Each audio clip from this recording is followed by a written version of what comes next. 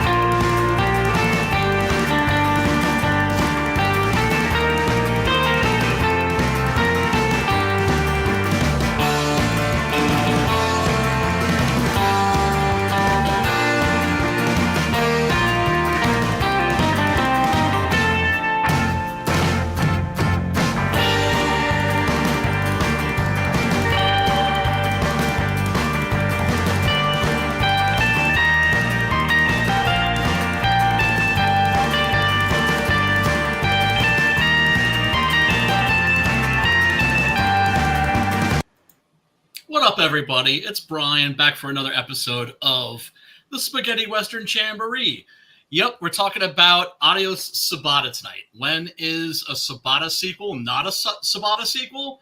When it's Adios Sabata. I'm going to get into like the details and all that because it's actually some pretty funny shit. But first, let me bring on my boy, your boy, Matt Burke. What's going on, brother, man? What's up, man? How you doing?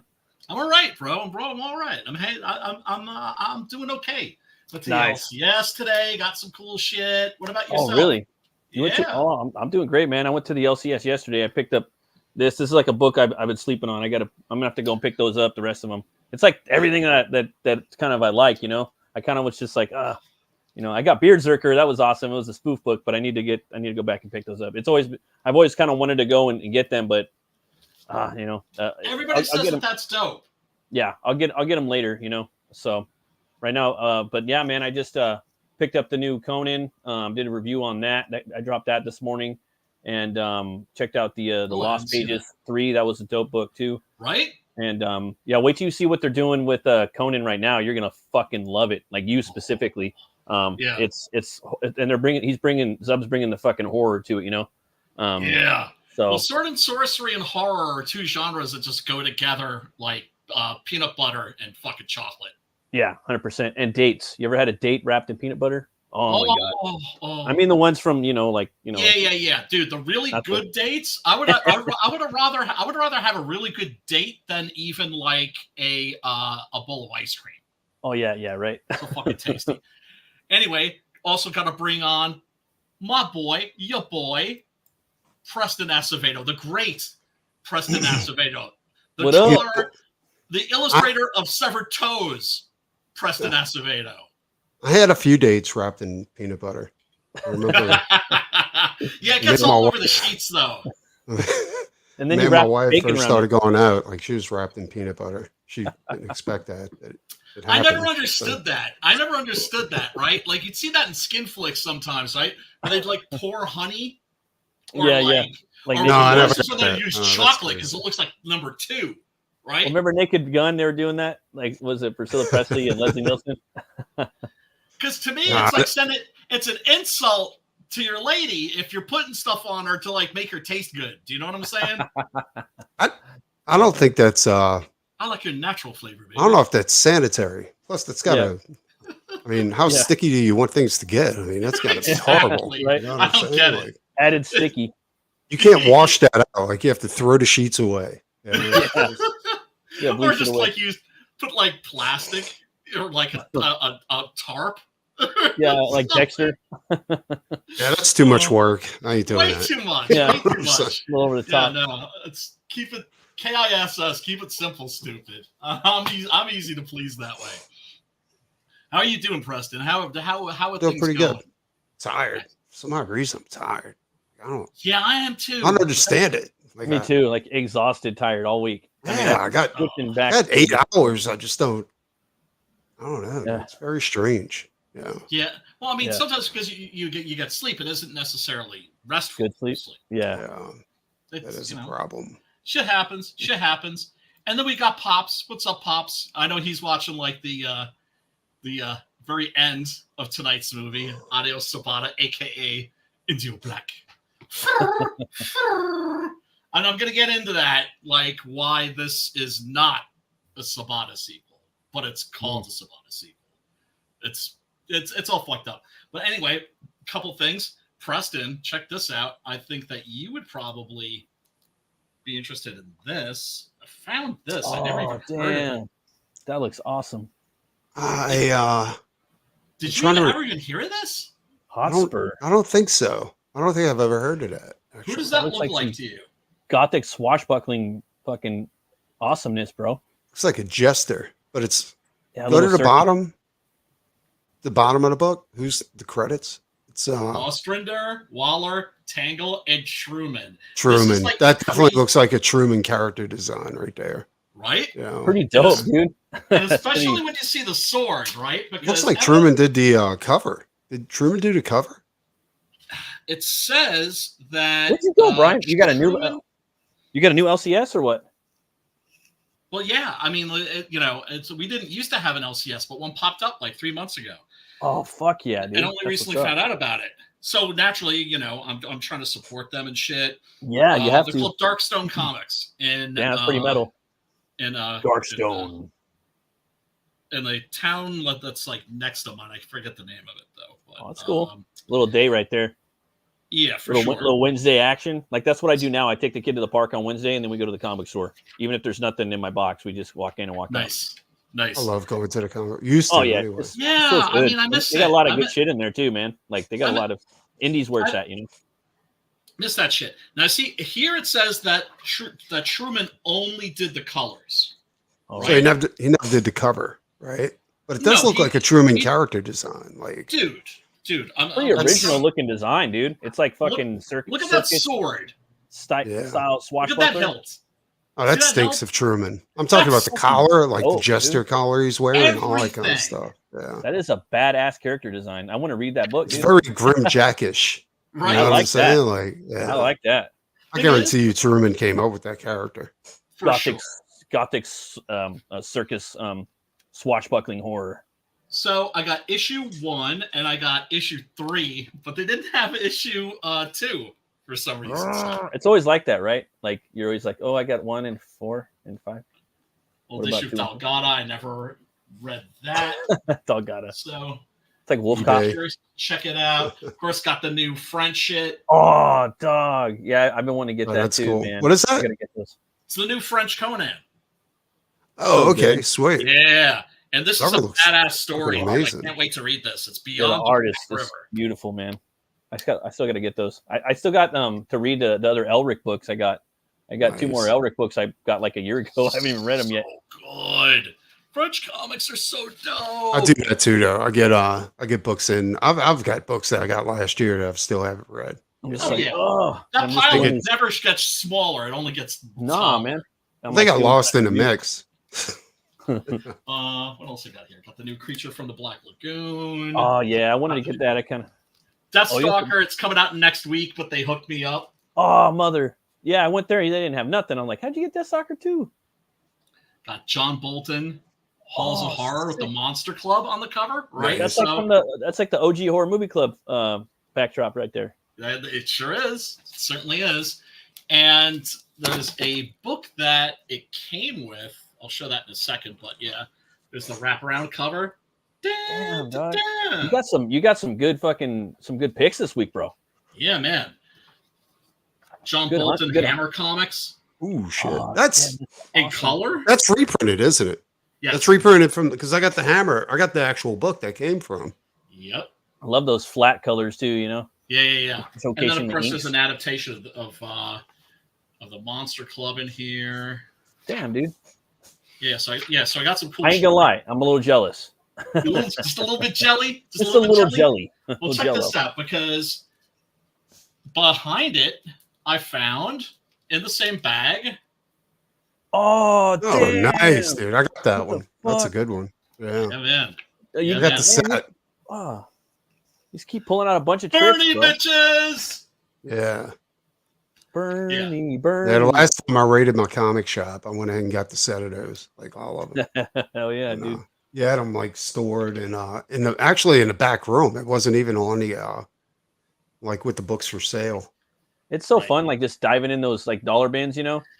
You never know. I can make a day out of that, dude. You know, like that's before they tried to make Bernie like fit into the mainstream. You know? Mm. Yep. When he was still doing his thing. Oh, so cool, man. Matt's right there, like diving into those boxes. It's a fucking adventure. Time to do a deep dive. It is. Quick question for Matt. You know what they had there for $20? They had the Topps Comics Mike Mignola Dracula. Oh yeah. I got that. Okay. All right. I have that oversized hardcover black and white version. You know what I mean? Okay. All right. And that's going to be very influential in the coming year. As a kid, I was always trying to get that one, but they had the colored one. This one, I like the black and white more, to be honest. The colors look pretty cool though. They're kind of trippy flats. But Because they have a bagged version, right? It's still in the bag, and it has like the trading cards. Oh damn! How much is it? Like $20. Because I was gonna ask you, like, when I go back there, do you want me to pick that up for you?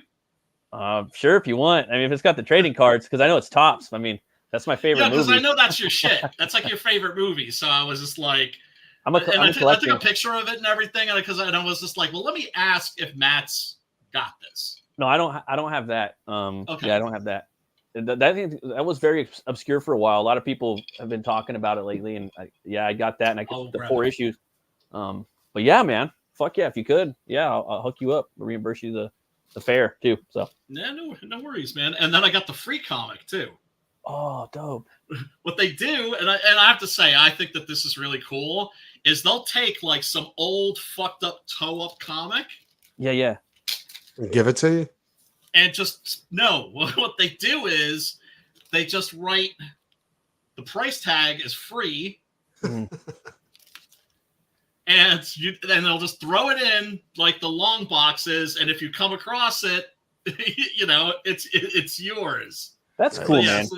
Because they're just gonna sit around. You know what I mean? Like they're gonna just sit around. You might as well give them away. You know what I mean? Like somebody's guinea pig or gerbil. Yeah. You know, I'd take that. You know, that's good. That's good popcorn reading right there. You know. Yeah, man. Yeah, it's So I thought that's pretty. Whenever I tried doing some diving, dude, some deep dives, the little dude's just like, "Let's go, Dad." He starts pulling on my arm, and I'm like, "Oh, come on, pull it off, dog." I'm trying to get in there, you know. I'm like, and he's like, "Let's go." Once you get into that zone, it's like you just my fingers are moving, and you don't like the world disappears. Man. You know what I'm saying? It's like then you're all fiendish and shit. Yeah, before you know it, you got a stack this big on the next, and then some dude comes in. He's like, "Hey, that's mine. Don't touch it." I will.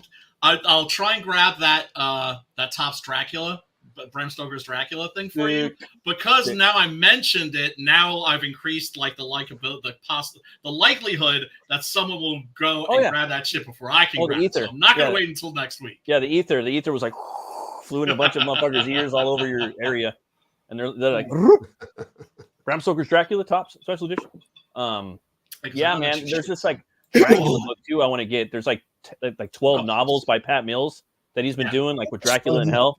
It's like painted. Oh my god, it looks so really. good. Oh, dude, Yeah, yeah. he's He's talking about Requiem. He's talking about Requiem. Yeah, dude. I want to get that too. I got the first.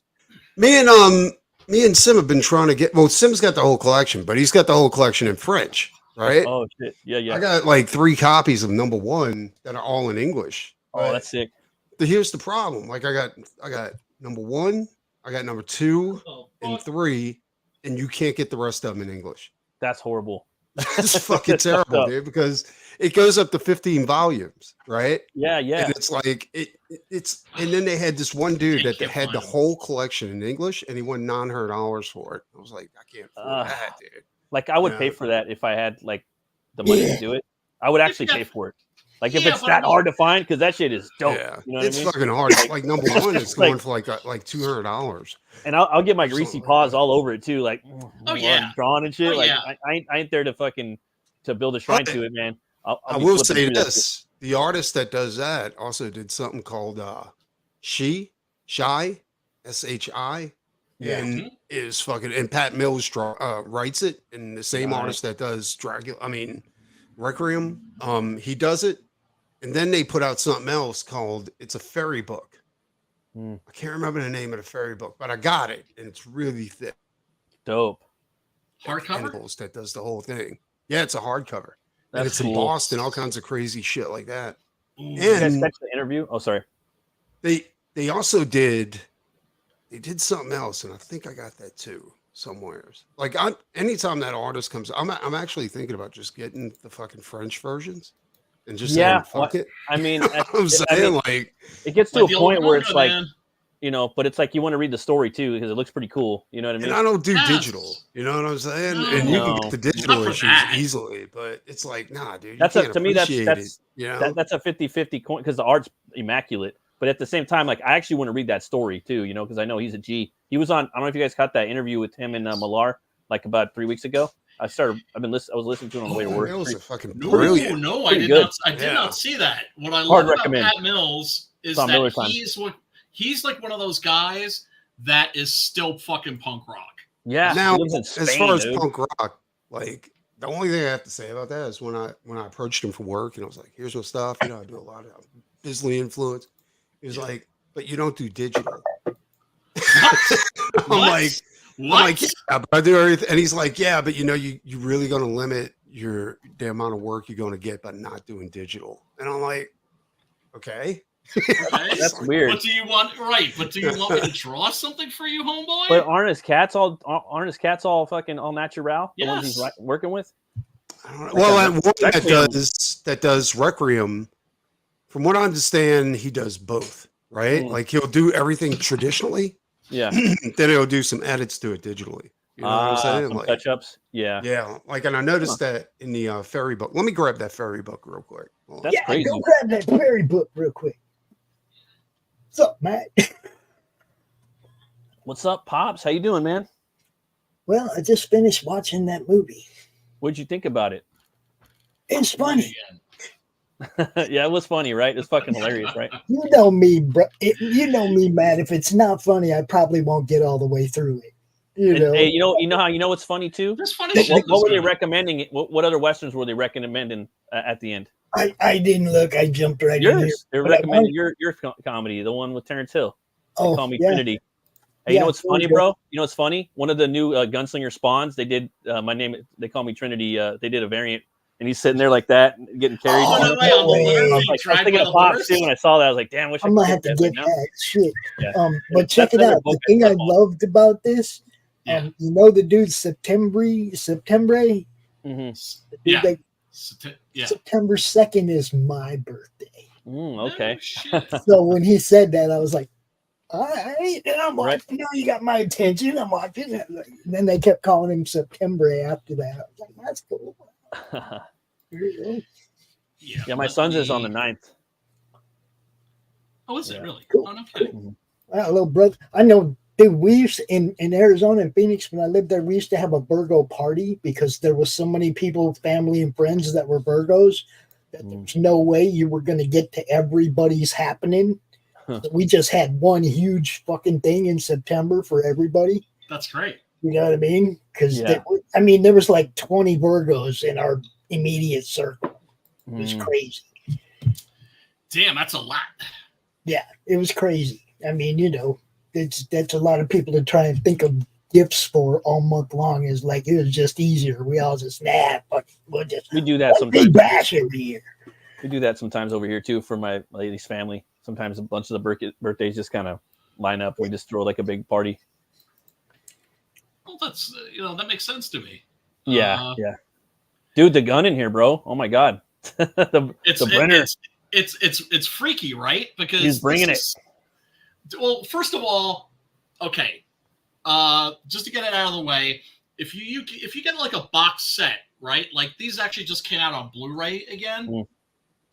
I think Arrow put out like a box set.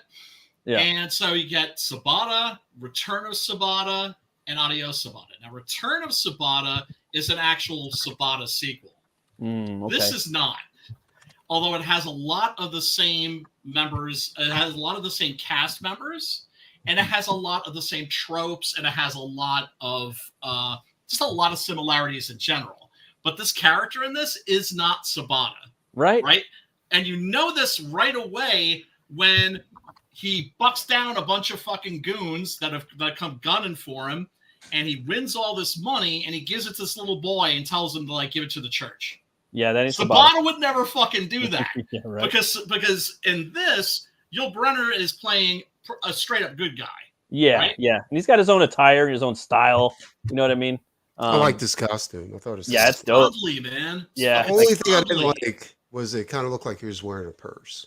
Like, oh, dog! Right? Like a big purse. He was wearing a purse.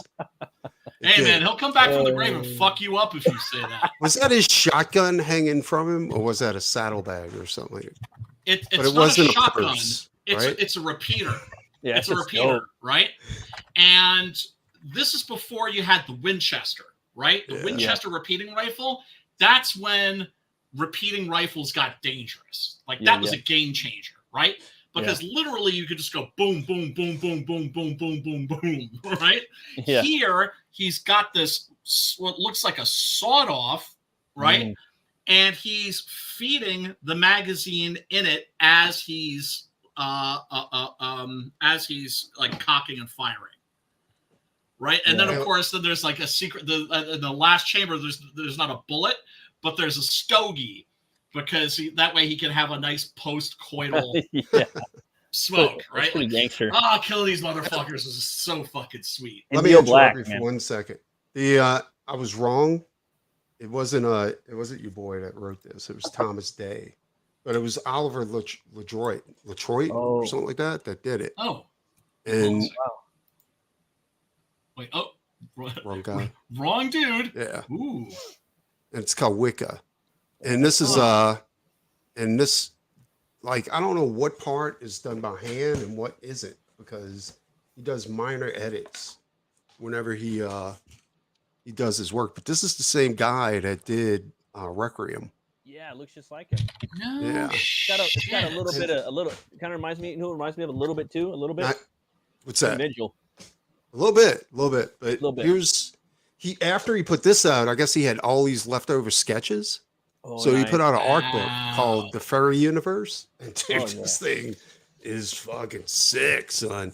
What? Oh, wow.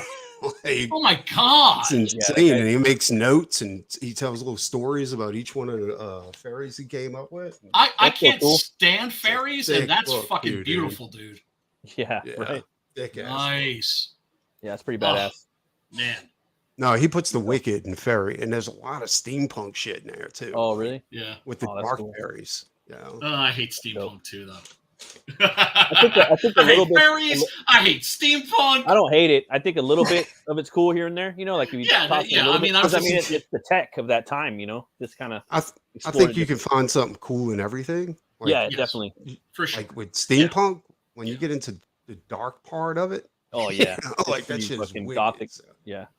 Yeah, I just don't like when you see my hard on against steampunk was when they turned Jonah Hex steampunk. Yeah, well, that was some bullshit. That was some bullshit for sure. Yeah.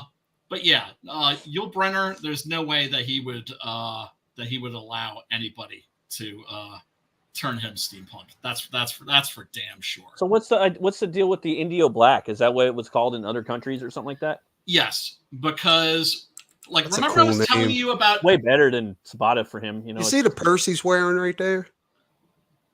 Is all that the right, strap for his tell me gun or where what? you see a purse, motherfucker. Tell me where you see a purse. You see that purse hanging from his shoulder where he's got his repeater? It's not a purse. It's a gun. No, that's just the saddlebag that he carries on one arm. Oh, Is that? It's a horse blanket. It's a horse blanket. Like when he first shows up. That doesn't look like a horse blanket. That's that for, looks like, like a you know, purse. That's his Is horse that like blanket. a male purse, like a really masculine purse Like he's a wearing? fag bag, you mean? It's called a satchel. Because I mean, that is what the gay guys used to wear back in the 70s and the Man 60s, purse. right? When they went to. How fucking dare you? That's a man purse. Are you bro. telling me that I mean, they had bell bottoms, dude they had flurries like the coming up their arms, like and the they had loafers? purses. Are They you had saying? their shirts wide open with their jewelry hanging down. Not Well, come on. because he's a stud. Pops lived Because through he's a fucking that era. stud. Well, no, but the gay guys used to wear that too, like the big medallion and their Hey, chest look, hair gay showing. dudes can be manly too. Did you just say something about Rob Halford just now? No, you see, look at his man, purse. right? You see that You purse did, huh? that he's wearing right Something there? about Rob Halford. I must have a purse. Oh, I Man get it. purse. It's a purse and it's also a holster for his gun. It's, Oh, I yeah, see, it's yeah. that long ass That's ammo. It's a ammo. gun purse, which is It's also a known gun as purse. a fucking holster, motherfucker. Pose, dude. Now that screams like That's a custom know. holster, dude. Just for the that's like Well, something look. you'd find in a video game. that When- screams something. That screams like 60s gay underground. Rob Halford. Dare you. I was Fucking whipped by dare Rob you. Halford type of thing. Blasphemy. Fucking Yule, man. So yeah, what's the deal? Why is this called Adios Sabata? Okay, real quick history lesson, just the genealogy, right? So you've got the director Gianfranco Parolini. Gianfranco Parolini made a movie called Sartana, right? Yeah. And it was a big fucking hit. I remember that movie. And they wanted to make a sequel, but he was on the outs with the producer, so he went, "Fuck all y'all. I'm just gonna I'm not gonna have anything to do with the sequel. You can have that IP. I'm gonna go and create a new IP called Sabata, which is pretty much almost the same character. A lot of the same traits. You know what I mean? Like a lot of gadgets, You guys can magic have tricks. that. That's I'm gonna go ahead over here and do the same thing but different. Right. Well, that's what you do when you're adapting an IP is you just switch the fucking name and make it your own. I mean, look at That's what the Image did. Helldivers game. The Image Helldivers did game. that. It's fucking Starship Troopers. Well, that's what Image did in the 90s. They're like, hey guys, we're sick of drawing these fucking Marvel characters. Let's go do our own thing and do the same thing that Marvel's did. Exactly. Right. Well, understandably, because then they could owned a piece, right? And you don't have to be like fucking Marv Wolfman and watch them fucking take your character and put them on a big No, screen. I'm not knocking them. I thought they did something great. I just think they have enough for product sure. to be a little bit more original. Oh no, I And agree. have 10 different Wolverines in each one. I could not look. I was never an Image fan. I really wasn't. The 90s, I am not a 90s guy at all. I'm an It 80s guy. lasted at least it was cool for like a millisecond. And then you're like, please, I First need real Spawn art, like fucking Neil Adams, Arthur Adams, God help me, John Byrne. I was like, this fucking Image art it's poison. You know what I'm saying? Like that style that Liefeld made popular. Oh my God, dude. Like, and you know what? Everybody- You know what's amazing? You know what I'm saying? You know what's amazing? People were such fools back then. It's kind of like I look at Liefeld fans are a lot like Vanilla Ice fans, which is to say they were like, "What? You don't think Vanilla Ice is the shit? Get out of here, you fool!" That's Well, all like you it was had like to I don't do- like Liefeld. What? Get out of here, you Like idiot! Liefeld was already pulling off like a him, McFarlane, all those guys were pulling off like a very, very like minor Arthur Adams vibe. But then you had guys that would copy Liefeld because Liefeld was the easiest one to copy. And if they even resembled Liefeld's style, which was like Liefeld being photocopied like 1,000 times. You know what I'm saying? Like they got work. And there was so many of them getting work that it was like nothing was good anymore. It was just everything was just fucking horrible. Hey, look, hot take, but I really always saw Jim Lee as hated Rob Liefeld if he had talent. Yeah, dude, I hated Jim Lee's work. I know that's very like you can't really say that, but I could not stand Jim Lee's work. Yeah, well, we had this discussion before. No, I mean I like Jim Lee's stuff, but out of like that crop, really, it was Silvestri. That was absolutely Silvestri, Keown, For me, it was Sam Keith. Keith. Yeah, I like Thomas Harlan too, and Greg Capullo. But I mean, Capullo was later on. Capullo was kind of later on, maybe. Well, no, I guess Capullo was doing the '90s with Spawn with him. I like Capullo. I just didn't like Capullo like when he first started working for McFarlane. You know what I'm saying? Like, I like the style when he was doing Quasar. I thought that was better. Capullo. Oh yeah, Quasar was good. But yeah, real quick about the genealogy of this. So, got a good look. So Sabata was this huge hit. We did it on the stream, right? One of the 10 best spaghetti westerns of all time, in my opinion. Just pure entertainment, right?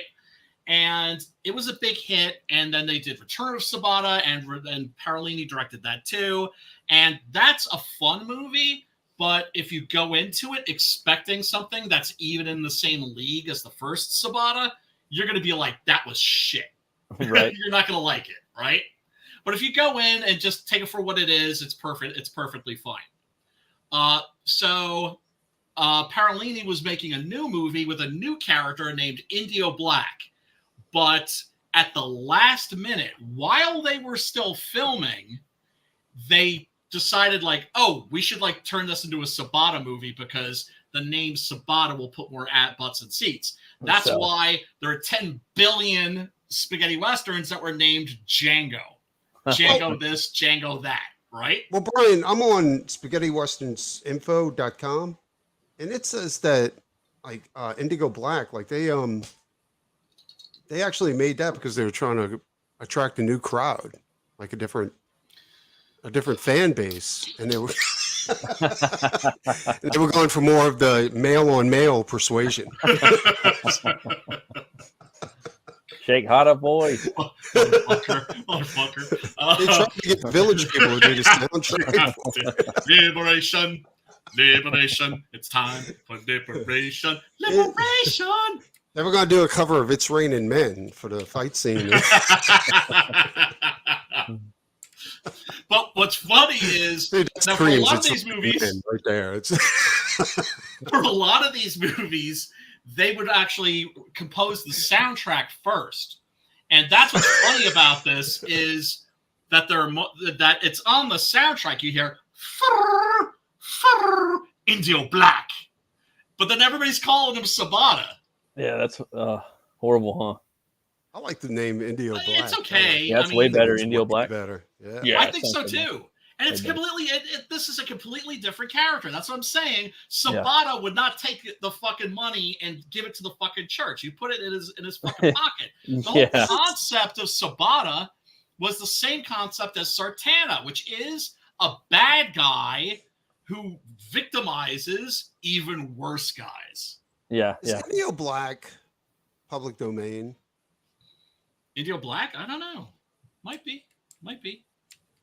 Although then again, I think this was made by Warner Brothers, right? Shit. Because you did have American studios that were putting money into these movies. That's why if you look at Sartana, Warner Brothers, and then you put Sabata next to it, the budget for Sabata is like 20 times the size. Oh, really? 20 times the size. Yeah. Oh, yeah. Sabata's a fucking, and this too had a really nice, pretty big budget for a spaghetti. This is like an A spaghetti. I like that cover right there. Yeah, that's pretty. Yeah, that's cool. I don't like the title, but It said Indio Black like in those two spots right there. Big old India Black, big old black fucking Yeah, it title. doesn't say it at all right there, does it? No. I like their name, Indio Black. Yeah. Sabata just aims to kill, and his gun does. go back in time and just change the title. You have a time machine. You could do anything you want. What do you want to do? Well, that's where you get the Indio fan Black. edit. That's where you get the fan edit. So he goes in and redubs the voices, or he's calling him Indio Black instead of. You could do that with AI now, and it would sound like fine. You could. Yeah, you totally could. I mean, Yeah, I'm it just look saying. badass with a tattoo. on the Yeah, side of yeah. his face. You could go in and like AI all that fucking little string shit off his arms and AI his man purse to make. No, I actually like his man purse though, dude, because it's a holster. I think it looks pretty cool. I think It's they could have done a badass. better And he's job. just kind of chilling with it, like a pimp, like what? Well, he's just look. The What? moment he's on screen, the moment he shows up, like look. Here's the thing about Yul Brynner. Yul Brynner is one of those cats like Christopher Lee. That is to say, he carries what the is it presence. that they bring to the screen? The moment they appear, authority. Yeah, presence. Well, like he didn't need to says say here nothing. on SpaghettiWesternsinfo.com that Yul Brynner would not break character on set. Spaghetti Western he database is where you he want to kept- go. He kept grabbing dudes' butts, like when he was walking around Assless chaps. with his Original purse. Like he costume would was have his assless purse chaps. Hey, look, I've mentioned this before on this stream. When people were like losing their shit over Brokeback Mountain because it was about gay cowboys, I was like, you do realize that It's a documentary. cowboy itself was the same thing as calling somebody the F word.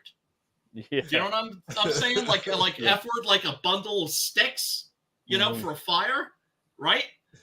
That because there was so much situational homosexuality on the fucking trail, right? Because you're talking about these guys 6 months out there at a time with nothing but dudes to look at all day, Gross. every day. That's gross. Forget, like a male adult back then was considered like 15. You were an adult, so you and your hormones were going crazy, and you were like so confused about what went where, and you accidentally sneak into your buddy's tent, or it was a cold night, and you were trying to keep warm. And Oh, hey, what's up, Jeff? Hey guys, how you doing? Jeff? What's going Yeah, on? man. It's been a while, man. How you doing? Yeah, I've been okay. Sorry I missed you guys a little bit. It's all good. Yeah, Always just welcome. working and choosing the right microphone instead of the one up there. Disconnected a couple of fans. Yeah, I've been good. How you guys been? Sorry. we're watching this All here gay ass. I'm about to get into it with Preston. I'm about to buy a fucking plane ticket for Louisiana. Fly down there. Fly down there and fucking deliver some fucking rough justice. Let it be written. Let it be done. Yeah. Go black style. Shut it be done. No, but like in was it in Ten Commandments, dude? He was commanding as fuck in that movie. Oh my he's god. bad. Oh, He was just scary, dude. Like I was telling Brian, I used to watch that every year on Me too. Easter. When I was a kid. Yeah, they would Love always that show it movie. on TV. Yeah, He's good. because for Good Easter villain. and Passover, it was smart thing to put on TV. And remember, fucking Vincent Price is in that too. Yeah, yeah, Briefly, he gets Jonathan jacked too. Heston, He gets too, fucking murdered. yeah. John Heston. You can watch the old Planet of the Apes. The original Planet of the Apes. You goddamn apes! You can't meet him face to face, and you can't turn your back on him. What can you say about Sabata except adios? I'll walk him down. Adios, Sabata. Walk him down. Walk him Adios. From his the butthole. down.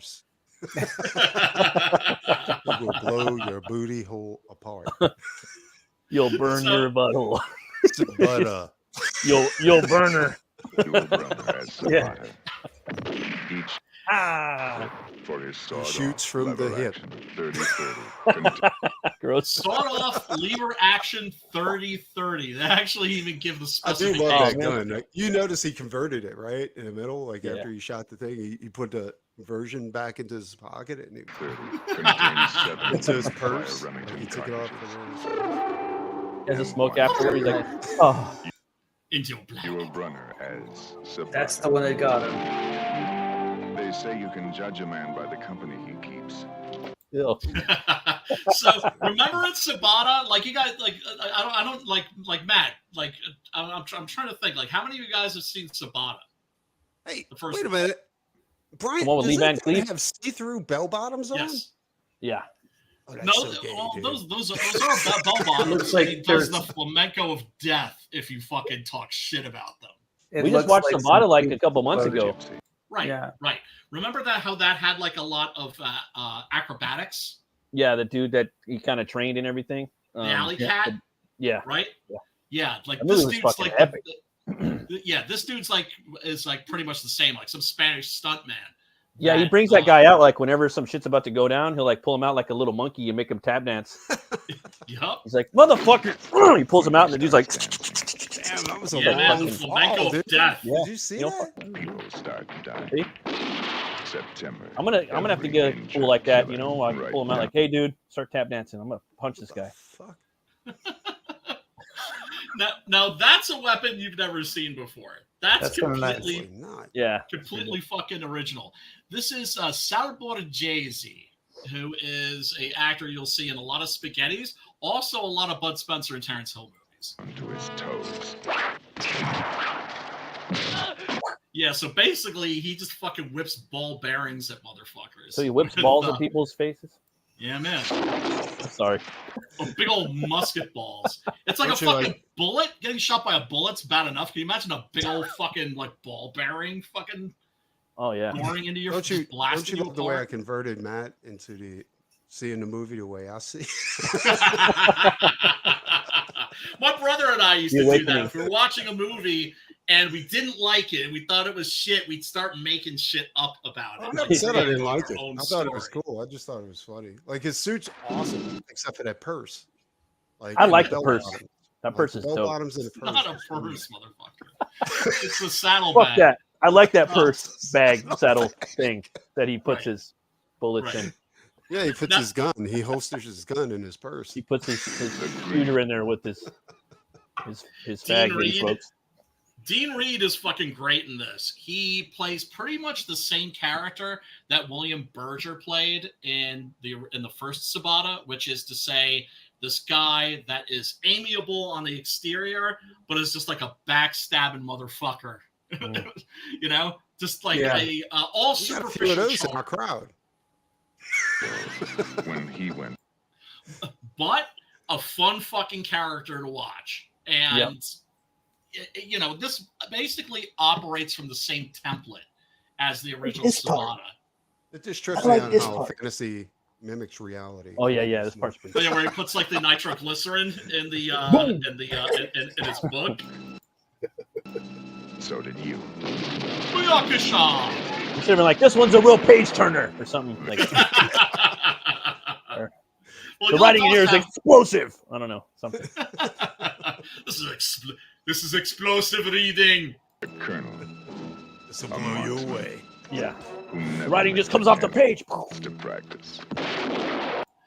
Now, remember in Django how the villain in that Eduardo Fajardo, how he was Major Jackson, how Yeah. he like would kill time by shooting Mexican peons Yeah. That like looks, this. He would like have them run and then just fucking blast them. Mm-hmm. That looks like Do the the- scene from Schindler's List where the Nazi was, cleaning his gun and then this boy's walking away and he just shoots motherfucker in the back. Yeah, I've Yeah. never seen it. I've never seen it. There's a Game of I can't Thrones- watch Holocaust Schindler's List? movies. There's a Game of Thrones where this one dude's like shooting arrows up, like as this kid's running away, and everyone's like, "Swerve!" You say. Serpentine, Shelley Yeah, Serpentine. serpentine. Never understood that. So make yourself a harder target, man. Hard target. Hey, has anybody ever heard of Great Spacebite? movie. What's What? that? Has anybody ever heard of Space Ice? What is that like? Space Ice. Alien, Is that a is it like drug? alien coke? When you said hard target, and I started thinking Jean-Claude Van Damme, which leads right into Steven Seagal. And there's a guy on YouTube called Space Ice who basically does movie intro voice about all these movies, and he hates Steven Seagal, and I kind of do too. Anyway, off on a tangent.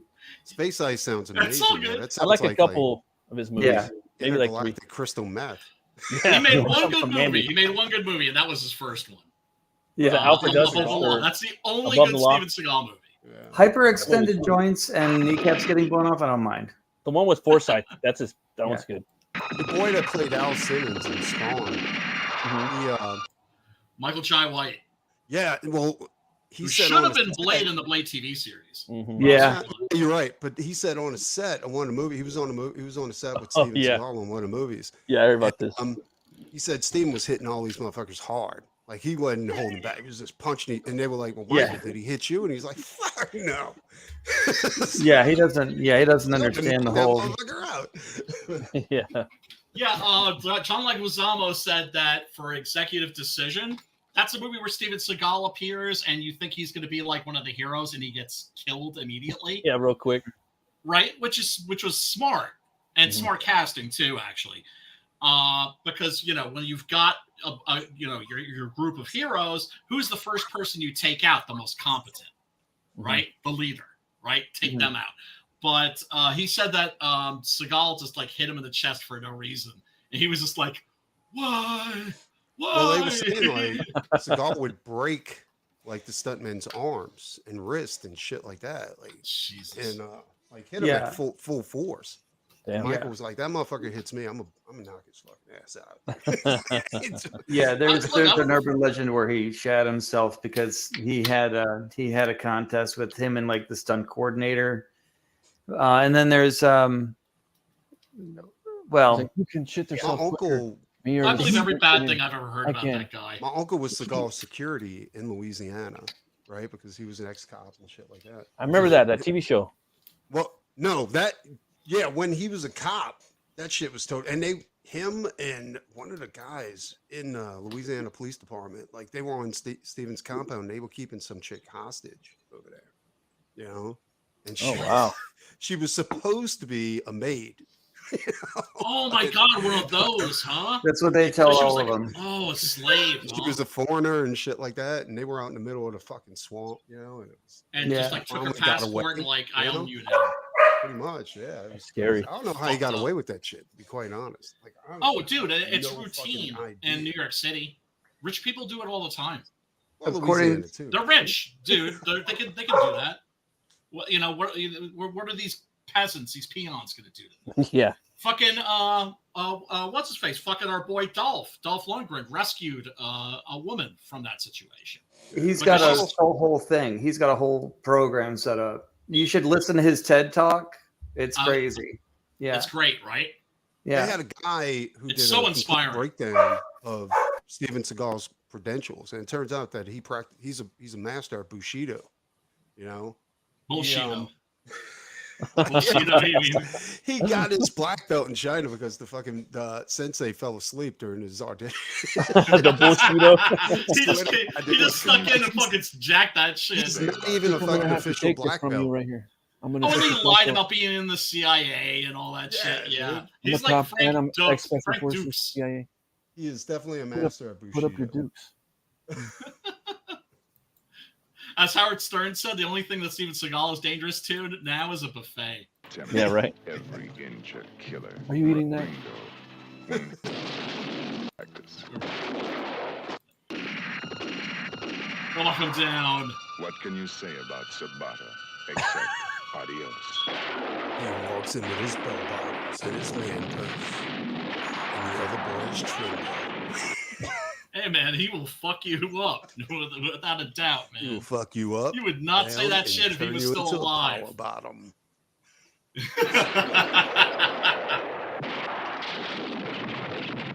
And then, of course, it always makes me happy in the spaghettis when they bust out the fucking Gatling. They bust out the hell yeah. Gatling gun. That always makes me happy. And sometimes it's a fake Gatling gun. They've got this Right. little one, right? Yeah. That's just like that. Just I guess has like sparks shooting out of it. But for this, you can see all the weapons and all the costumes and everything are period accurate. Cool. So they used to use flint or something like that with the bullets. A film by Frank Kramer. That was the name. That was the American name for Gianfranco Parolini. That's pretty random. Yeah, it is. Sounds very German. Frank Kramer. Then there was Antonio Margheriti, and his name was John Anthony Smith. M. Dawson. Yeah, Anthony M. Dawson. And Mario Bava was John Old. John Old Smith. Adios, Sabata. Adios. It's no wonder he always wears black. Now, when you see a bridge, when you see a bridge in a spaghetti, that shit's getting blown up. That's all I'm saying. You see a bridge, a spaghetti western, that shit's getting blown up. It's made to be blown up. Absolutely. Absolutely. I wouldn't walk on that motherfucker. Mind you, when I was a little kid, I used to build model kits to blow them up. Hell yeah. We did too. We used to do that shit to everything. Like, right? Right? But it was great because you build like a B-17 bomber, and first, you start out with like the little lady fingers, right? Yeah. And they're just like, it's a little bit of flak, and you see like we we went way past that. We found my dad's bag of blasting caps with dynamite. We just What? Yeah, dude. You had access to blasting caps? Yeah, dude, they were fucking. Oh, you lucky motherfucker! Dude, you talk about putting a hole in an ant pile. Like, Well, I mean, I like, my brother was all into those fucking big old M80s and of course the fucking blockbusters, quarter stick of dynamite. dude, But I love blasting those. Those are awesome. Oh my Yeah, God, blasting man. caps. I remember like our backyard just looked like a World War I war Like zone Beirut? because it was just like fucking foxholes, just holes Man. everywhere. Yeah. Look like Nam. He came inside for dinner suffering from PTSD. All shell shocked and shit. All rattled. Seen some shit. You made it back. But you like left a piece of Rambo. yourself behind. Oh Christ, man. There's no fan art for this, huh? Nope. Just a movie poster. Not that I could find. All just the movie posters. That villain, dude. That villain looks like that villain was pretty fun. I like the way like at the end when he gets murdered, like the knife when it goes into the painting and he just slides down and just like Oh, it's and all the little booby traps he has, and then like Indio Black's like, he throws the fucking little way ahead of him. The little widget, on the dude's foot, and he trips him and he saves his life. Yep. Yeah, it's pretty cool. Yeah, the movie I originally wanted to do, the movie that I planned to do for this week was The Big Gun Down, which is like top 10, one of the best spaghetti westerns ever. And I like when you do the more obscure ones though, like the Big Gun. I think I've seen The Big Gun Down like at least twice. Okay. But this one I've seen when I was like a really little kid, right? Oh shit. But in watching it refreshed my memory because I recognized the main actor. But like some of the other ones that you picked, like were really, really good, but I've never heard of them. Right. I'm saying. No, I mean, I usually, it's like with the horror show, I usually like to pick movies that people have either never heard of, or maybe they've heard of it, but they've never seen it, and they've just been sleeping on it. This actor's name is Gerard Herder, and he's also one of the villains in The Big Gun Down. And yeah, his character here is Colonel Skimmel. One of the things I love about this movie is that it's set in a really, really peculiar era in Mexican history. This was when Mexico was ruled by Emperor Maximilian, who was Austrian. Yeah. And you think to yourself, what the fuck were the Austrians doing in Mexico? Yeah, right.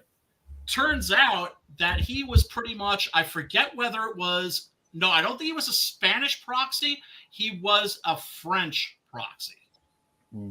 Right? And Yeah, and ruled Mexico, not for a very long time. But there, during the revolution, the Juarez Revolution against him, there was a big pile of gold that was supposed to go to get arms, not for the revolution, like in here where they're trying to get the gold to fund the revolution, but to get arms and to hire mercenaries to come and fight for Emperor Maximilian. But this was like right at the end. So that gold, it just fucking disappeared. Damn. Yeah, it never made it to the harbor. It's like getting a tax return and then having something go wrong with your car. Yeah, pretty much. Pretty much. Wait, I got 3K coming in. My transmission just went out. How much will it cost? How much you got? 3,000. Yeah, that's never fun. Plus tax. That's never fun. There's some versions of this movie that when you hear you hear Adios, Sabata. But yeah, for the American release, this was called Adios, Sabata, and then I think it was in Italy, it was Indio Black. And I think I don't know if it was Indio Black in most of Europe. I think it was Adios, Sabata and outside of Italy. Made the Cinecittà Studios. What did do you know what Yul Brynner said about the whole fucking name change? Was he like pissed about it? Did he give a fuck? I don't think he gave a fuck. This was his one and only spaghetti. And the fact that he made a spaghetti is pretty fucking cool. It's pretty cool, right? Like random, like so random, like Yul Brynner in a fucking spaghetti western, and yeah, I was just like, I can't wait to see this. I know. And I still haven't seen the fucking the Magnificent Seven with him. Yeah, I've seen the fucking remake, but I never seen the old one. He is the balls in that, and of course that's also got fucking Bronson. It's got fucking Steve McQueen. That movie is a classic. So Bronson's got a crazy life story, man. Yeah, he does. Yeah, he does. He's like working in the coal mines and shit. Yep. And what was the movie he was making? He was making a movie with Kurt Russell when Kurt Russell was a little boy. Yeah, I seen that. Yeah. And it was his birthday. It was Charles Bronson's birthday. And so little Kurt Russell gave him a birthday present. And Bronson just kind of like turned around and walked away and disappeared for a while. And when he came back, he explained to the kid, like, nobody ever gave me a birthday present before. Yeah, he probably went away and cried and came back. Yeah, that usually happens. Gene Simmons used to do that shit on stage. It's too much. There's no proof that Charles Bronson cries. There's no proof that Charles Bronson cries. I'll see you later. It's like one of those legends, like in Chuck Norris's beard. There's a fist. Right? Fuck Chuck Norris, man. Fuck Chuck. That guy, you look at his fight scenes, he's snapping on Bruce Lee. He's snapping on like the Hong Kong chop socky movies. Bruce Lee. You look at his fucking shit, the fucking stuntmen are just standing around waiting to get kicked. Well, at least he didn't die like a pussy. Just kidding. No, I mean, he went out like a soldier in Way of the Dragon. That is true. And that is a classic fight, but you want to talk about negative charisma. Fucking fucking Chuck Norris comes from like the Cedar School of Acting, where you just study like a block of wood every day for hours at a time, and then just try to like mimic that block of wood. He was horrible. I'm trying to think if I ever saw him in a good movie. I don't know that I have, actually. Good guys wear black, where the dude gets a ski boot in the face. I was never a Chuck Norris fan. Yeah, that's him as an action hero. You know what I'm saying? Like, yeah, I mean, Silent Rage is like the one movie of his that I like, because that's basically Chuck Norris versus Michael Myers. Oh, okay. I haven't seen that. I'll have to check that out. Yeah. Have you seen that new that new horror movie where it's taken from the perspective of the killer, and it's filmed like kind of like at a low angle, kind of like the Arkham games, the movie's filmed like that, where it's the camera's like sitting like down to the bottom left, So the character is kind of like right in the bottom left of the screen, and he's just walking through the woods. He's like Jason Voorheesian, and he's just going around killing people. Really? And it's just following him around as he's just murdering people. It's like a big, I forgot the name of it. I'm gonna look it up for the show, but it looks pretty cool. Like I just keep getting ads for it like the past month. Yeah, I mean, I'm not sure when the Eggers version of Nosferatu is coming out. They haven't shown it yet, right? The appearance of him? Not yet. Yeah, I didn't think so. I've seen some like AI or fan art, and it's still not accurate. I read an interview with him yesterday on Yahoo.com, and he was saying that he might come back as Pennywise, and he was saying that he wished that Warner Brothers never released the look of him because he hadn't even played in the movie. He just put the makeup on, and they released it. And he said all these fanboys were all fucking talking all this shit, and it was kind of a lot for him because he was like kind of like in his early 20s, and it fucked him up. Right. But then he was just Too like, personal. you know what, fuck you, I'm gonna do my best. Similar to the Crow shit, but he was saying that they're probably gonna they are making Welcome to Derry, so he's gonna come back as Pennywise. It's gonna be a TV show. Okay. And then he was saying that Nosferatu's look, it's gonna be scary but like kind of sensual at the same time. So I'm like, what the fuck? God damn it! So I'm like, yeah, I don't know, doggy. Well, it's Eggers. It's you're Eggers. You're fucking me up with the Crow already. So, well, look. Maybe they're gonna go with by the way, teen Nosferatu. by the way, a sexy Nosferatu, I can't imagine that. Nah. But we'll see though. You know, it could have meant a multitude of things. You know what I mean? For sure. Because vampires, they're all fucking kind of like that. But we'll see, man. I'm kind of let down by the Eric Draven look. I mean, because it's Eric Draven. Dude. So Yeah, You're not talking about Nosferatu. You're talking. No, I'm talking about both of them. Crow. I'm talking about both of them at the same time. All right. So I'm let down by that. I hope I'm not let down by the Nosferatu appearance because I'm very into appearances, even by comics and characters in movies. I'm really into that. Like if they don't, design's super important. if the character design is lame, I don't even give a fuck about it. It's kind of that's just the way I'm wired. No, me too. I think it's just natural. I think most people are that way. It's weird, huh? It's kind of stupid, but Ryan, you would notice Hammer House of Horror. Is that reprinting Hammer Hall of Horror? Are you talking about the TV series, or are you talking about? No, I'm talking about the magazine, like the magazine, the comic mag. Is Hammer Halls of Horror? Is that a reprint of Hammer House of Horror, or is it the other way around? Hammer Halls of Horror. Beep. I've never. I am not familiar with that, dude. Let me see. Let me look I'm that up. looking at a Captain Kronos, and I'm like, it looks cool, but they got two different ones. You know? Because I would love just to have a collection of. Me too. Yeah. Oh, yeah. Hammer Halls of Horror. Oh, you know what it is? I think they changed the name. No. Hammer Halls of Horror is the name of the magazine. Hammer House of Horror was the TV series. No. I'm looking at two different magazines. One of them says Hammer House of Horrors, and it's the same exact magazine with a different title than Hammer may have changed House of Horror. And it's the same book. It's the same cover. Yeah, I think they changed the name of the magazine while it was running. It's 1978, and this is so I don't have to feel bad about doing that myself. No, not at all. Not at all. As for the that's very strange. Hammer House of Horrors, I can't say that I really recommend it. There are a couple of good episodes, but yeah, as for the House of Hammer, it is a reprint. That's what it, because one of them was put out in 1977, the other one was put out in 1978. Gotcha. Yeah. I would love to see an omnibus edition. That would be great. Oh yeah, that would be fucking amazing. That would be fucking amazing. Oh yeah, I'm looking at like the very last issue. Halls of Horror has fucking American Werewolf in London, Blade Runner, and Blade Runner, Conan.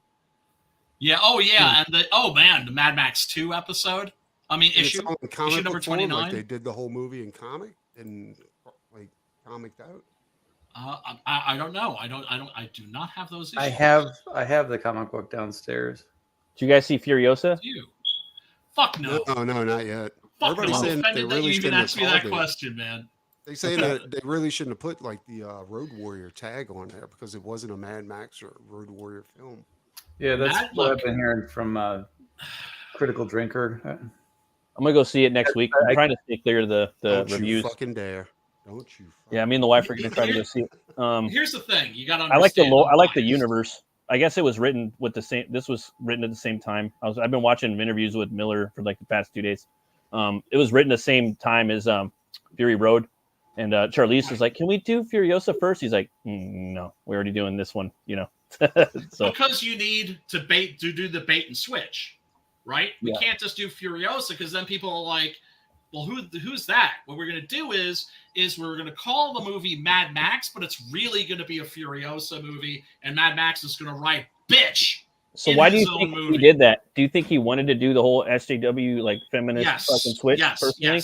Or do you think he wanted to have a female lead? No. He is a feminist. Oh, is he? He's a feminist. Okay. George Miller is a feminist, and for Mad Max Fury Road, do you know who he worked with on the script? Eve Ensler. Oh, okay. The author of the Vagina Monologues. Oh, okay. Then that makes sense. Radical fucking cock-hating feminist. Yeah, but what's wrong with the Vagina Monologues? Not like cock-loving feminists, which I think were like the second wave, third wave. I got the waves mixed up, but I think it was the third wave that were like the ones that were chill. And I wonder what inspired him to do that, man. We hate men again. Like, I don't know. It just kind of. I just wonder what inspired him to do that. You know, agenda. He wanted to push an agenda. Is that what it is? Yes. Or do you think it was just money? Well, I mean, there's usually like a whole team of people putting a movie together. I'm sure there must have been investors involved. I mean, you look at all of his filmography. He doesn't have any of that shit in there. You know what I mean? Yeah, he's old. He's old. Yeah, he does. Have you ever seen the Witches of like with the current climate? Oh yeah. I have seen that. To get the funding, they probably needed. Well, maybe a little bit. But also a new Mad Max movie by George Miller. Holy shit! Who wouldn't fucking back that? He'd been trying to get that made for ages. That movie was like at least 10 years late because every time they were about to shoot, a war would break out in Africa, which is where that movie was shot. Yeah, right? That's where like Martin Joe lived. He's South African, the toe cutter actor. I heard they were trying to get. They have a big, like Mad Max festival in Australia. Yeah, I think they filmed Fury Road in South Africa though. The original Mad Max movies are two of my favorites of all time. Of all time, dude. Yeah. Right? The first Mad Max was a huge fucking hit everywhere in the world except America. Mm-hmm. And that's why when Mad Max 2 got released here, they called it the Road Warrior, because if they released it as Mad Max 2, people would have been like, well, what happened to Mad Max 1? Yeah, right. Right? I was always a big fan of Thunderdome myself as a kid. I left that theater feeling crestfallen. Yeah, a lot of people hate the ending and shit, but I like the whole, like, he actually throws actual physical like punches and kicks in that movie. He doesn't get down like that too much in the first two. So like as a kid, and I went back and watched those, like, damn, he didn't fucking fight nobody. He's just running over people and blowing them away. So it was cool to see him kind of be more berserker-like and brutal and feral, you know, and then get into that fucking dome and fucking pull up. Yeah, and then the last half of the movie just goes completely to the kid shit. But then they get back. Once the kids show up, then it turns to shit. Then they go into the chase. They lacked the dark brutality that was present in the first two Mad Max films. Yes, it's like a kinder, gentler Mad Max. You know why? Do you want to know why? Because when Mad Max came out, nobody knew who Mel Gibson was. He was an unknown, right? That makes sense. George Miller was holding auditions, and he was walking down the line of actors that were lined up for the audition. And Mel Gibson had been in a barroom brawl the night before, and his face was all fucked up, and his eye was like fucking swollen shut. And he looked at George Miller, and George Miller went, "You're the guy. Hey, everybody else, you can all go home. No more auditions. You're the guy." Maybe he knew him from like the ER or something, you know? Right? Like, I remember you. But no, I actually love Fury Road. Like, I love the design. And I know a lot of people too. I liked it too. It's a technical achievement. If I have to go back, and like I've only watched it one time, and like I'm gonna watch that movie over all of them. And I'm just telling you, those fucking vehicles were fucking and the insane, shit that they got in the new one. Oh my god, it's fucking dope. Metalhead car. Dude, Martin Joe's metal as fuck, dude. And then the Hemsworth character looks cool. I'm going for the villains. Yeah. The villains look cool in the new one. You know, now, he's got that chariot of Harleys. You got a chariot of Harleys. They did have Master Blaster. Like, Yeah, Master Blaster, and then you got to see him doing like, and he fought a lot. So the first half of that movie is my favorite in the whole fucking franchise. Just the first half. I just want to see some buttless chaps. That's all I want to see. You'll probably see some of that in there. But like, I guess having a Morton Joe comic, like I've been seeing, like there's videos online where they're trying to like connect all the universe, and they use some of the comics to kind of connect some of it. Like a lot of the Furiosa. Oh, the video game too. The video game. Here's something that's really fucking crazy. Okay, yeah. Well, first, I want to say though, like you know, like in this movie Brian's reviewing, you're going to see some buttless chaps in here too. Like, so Mel Gibson was an unknown when Mad Max was made. Mad Max 2 comes out, he's still an unknown. Yeah, Mad Max 3, he's a sex symbol. Yeah, that's why you got a kindler, gentler Mad Max. Mm-hmm. And as a kid, I was just like, "Fuck this shit," not into it. And to this day, I'm like, it's okay, it's aight. But Mad Max 1 and 2 are untouchable. Those are two of the greatest movies ever. Fucking. I like 2. Mad Max 1 was fucking crazy. Both of them are fucking awesome. They're different too, way different. I've watched those movies 100 times. They never get old. You know, nothing. Like it was absolutely no budget. Super low budget. It's just humongous, dude. Lord Humongous. That fool was just dope. He's like Jason and Mad Max put together, like, or and just like the whole like post-apocalyptic thing. And I was watching, like, I've been watching the interviews with him for the Furiosa promotion. He was saying that, like, we kind of did the whole post-apocalyptic thing. He didn't say we created it, but they kind of did on cinema, right? And so he's like, now I'm trying to find ways to where it doesn't look fucking like every movie that came after or shit. And they're showing like Book of Eli and all, Fallout, So in the new movies, there's a lot of color, like in Fury Road and Furiosa, there's a lot of color out there. They try to find ways to bring in reds and blues, and you know what I mean? That movie is gorgeous. It's spectacular to look at. Right. Yeah. But I can't fucking stand it. I see why. I see why. Because Mad Max is writing bitch in his own fucking movie. He's really switched. And I don't like being baited and switched. Yeah. I don't, man. Yeah. You know the new fucking the X-Men 97 series? If you didn't hear that's a massive bomb. No. Do you know why that was a massive bomb, even though it's fucking awesome? Because people have been too fucking are used to getting baited and switched, and that's why nobody went to see that's why Furiosa just bombed the fucking box office. People are sick and tired of it, man. I'm fucking sick and tired of it. Fuck that shit, man. I'm not with it. I'm not with it personally. Yeah. Is there a reason they put Mad Max? I would never would have watched that if people hadn't told me it was dope. I'm sorry. Why did they put? Was there a reason why they put Mad Max as the runner-up? Yes, because of the message. That's why. Because George Miller is a feminist, and he wanted to make a female Mad Max movie. He wanted to make it Mad Max scene, I guess. But he knew he couldn't get the shit funded if he just called it Furiosa or if he called it Mad Maxine. Yeah. So he called it Mad Max so he could make a fucking feminist movie. Yeah. And not a lot of people are bringing that up, I don't think. Man. I haven't been watching all the people because they just like, everything shit, that's usually like a lot of YouTubers are doing their videos now. I know. So, but I bet you, I don't know if a lot of them know like your take about who helped write the movie, the first. Eve Ensler. I didn't know that. I went, So, yeah, no, that makes sense. But, I don't know. I thought Tom Hardy was serviceable, but I didn't really enjoy him as there's just something to me. He wasn't like, he was like brutal an enough. Idiot. Like he was like a kind of blundering. The way I blundering idiot. That's what he spends the first half of the movie in it's a blood bag. He's a blood bag. Yeah. He's a blood bag. He's fuel for Nicholas Holt's character. Yes. But he wasn't to clean out his blood. You know what I'm saying? Like he was just kind of like this bumbling idiot throughout the whole film. Yes. And then but in like Road Warrior, fucking Stone Killer.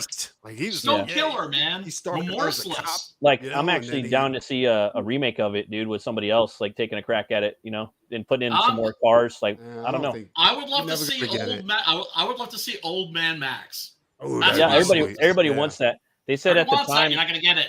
At the time they couldn't get Gibson. Well, they said at the time they couldn't get Gibson to do Fury Road because nobody wanted none of the producers wanted to put down money because he was canceled at that time because that was like 15 years ago. Oh, I got news for you. He's even more canceled now. He came out and exposed everybody for predators. He's starting his new company right now, and Harrison Ford just joined with them. It's called Non-Woke Productions, not woke pictures. Yeah, really? As far as I know, he's got the sequel to The Passion. I'm waiting for. Yeah, he's directing that now, and he's working on a new company, and allegedly Harrison Ford's jumping over there with them.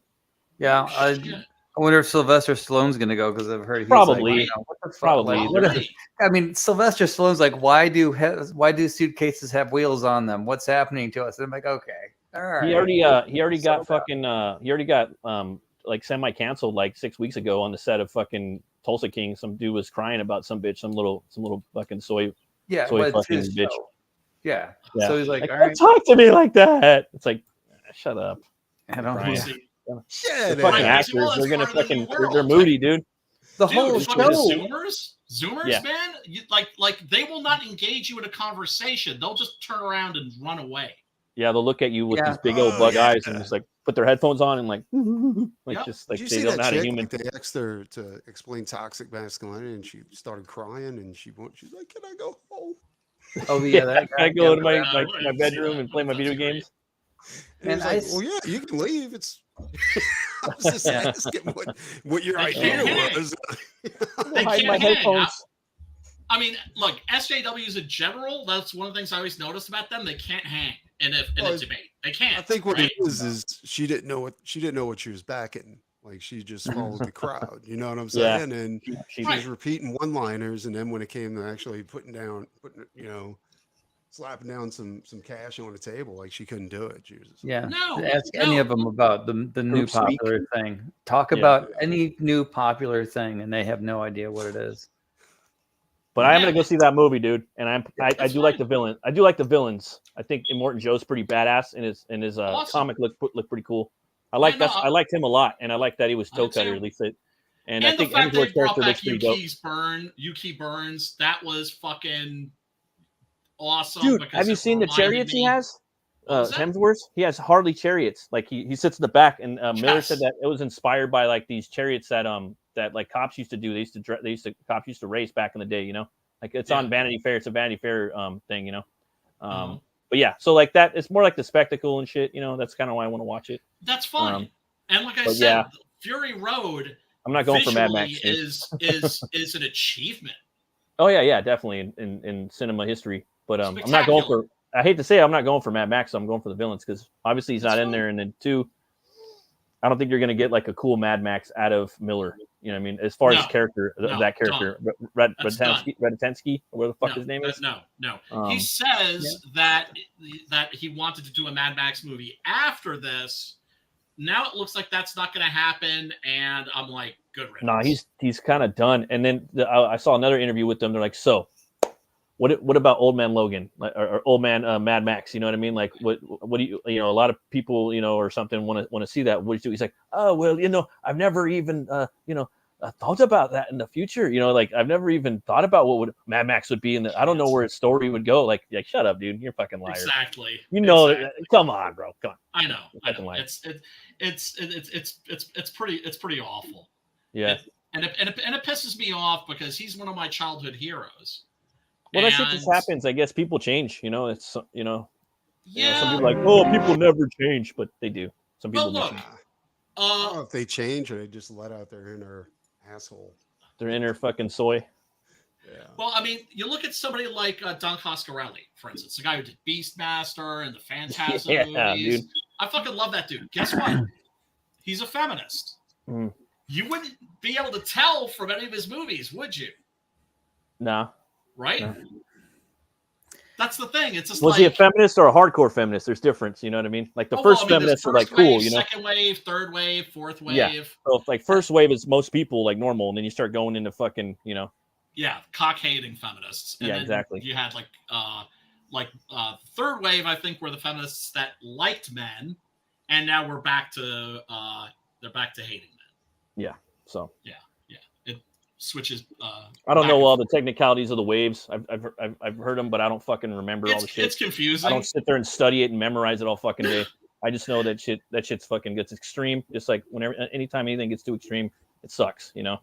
Oh, because men, we need masculinity and we need femininity. We need men need women and women need men. Well, There needs to be a fucking balance. Even gay men need women, dude. Well, that's what that chick was saying. She was like, why are we competing? She was like, like we're supposed to complement each other, not try to take over each other. Never understood why the one side complains about the side that they want to morph into, and then the other side complains about the side, and then like they're morphing into that. Like, but don't you not like them? Like, but it's almost like they're children before their hormones hit, and they're still going, boys are gross and girls are gross. I know, right? You know what I think it is? I think it's a bunch of people that thought their lives were going to turn out where they were going to be noticed and famous and all this stuff, and it never turned out that way. So now they love being the center of attention because they're making all this controversy about them. You know what I'm saying? Yeah. Absolutely. Scraping for their 15 minutes. Yep. Yeah. Attention whores. Big time. It's like if you put a movie up and it's called Indigo Black and you're like, I want to review this movie. Indio, not Indigo Black. Indio. Indio Black. Let me get Indio Black ass. Smells like pigs are around. Yeah, let's check out this little clip here. That actor, by the way, I don't know his name, but I could look him up right now because I've got this volume, which I highly recommend if you're a spaghetti western fan. So Any Gun Can Play. Nice. The Essential Guide to Euro Westerns by Kevin Grant. One of the things that's funny as shit about this book is that it has a who's who in the back. So you can look up the actors that you'll see. Right? Like whenever you're like, oh, it's that guy. It's that guy. I recognize that guy. You pick this up and you can find out exactly who that guy is, what movies, what his name was, what movies he's in, and everything. And it's a very useful, handy dandy guide. And that dude always plays a villain. Smells like pigs are around. He, of course, is one of the Austrians, and he doesn't like the fact that he's in a Mexican saloon and that there are Mexicans there. Kind of like a guy that I knew that bitched about all like the fact that there's just too many damn Mexicans in New Mexico. Here, you smell anything, Septiembre?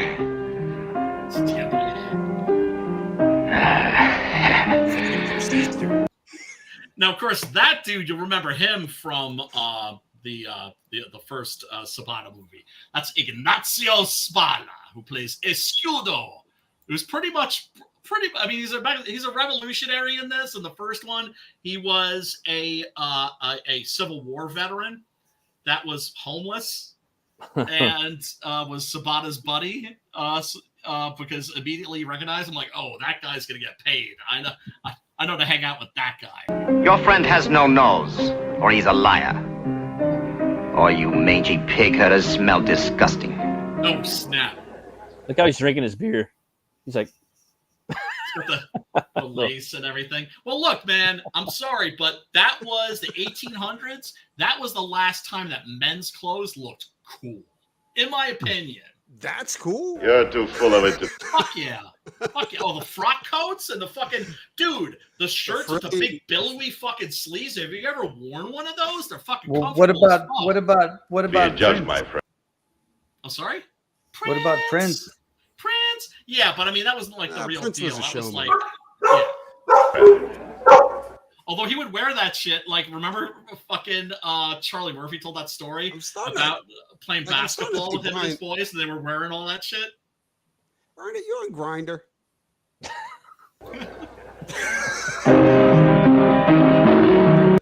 OnlyFans.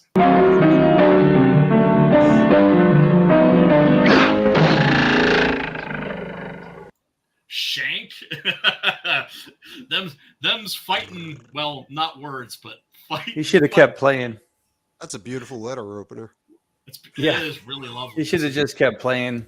That's what he's thinking. That's why he's like, page. that is a beautiful letter opener. Now, what They're I great was in my thinking he purse. would do in this scene, what I was expecting him to do was just fucking grab that thing and throw it right back at him. But Just Indio Black decides to do something different. It's like keep playing the piano. Yeah, it would be badass.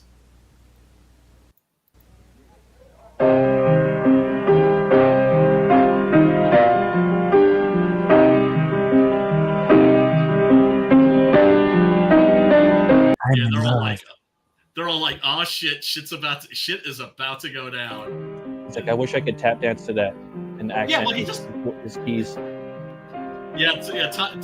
Time to start doing the flamenco of death.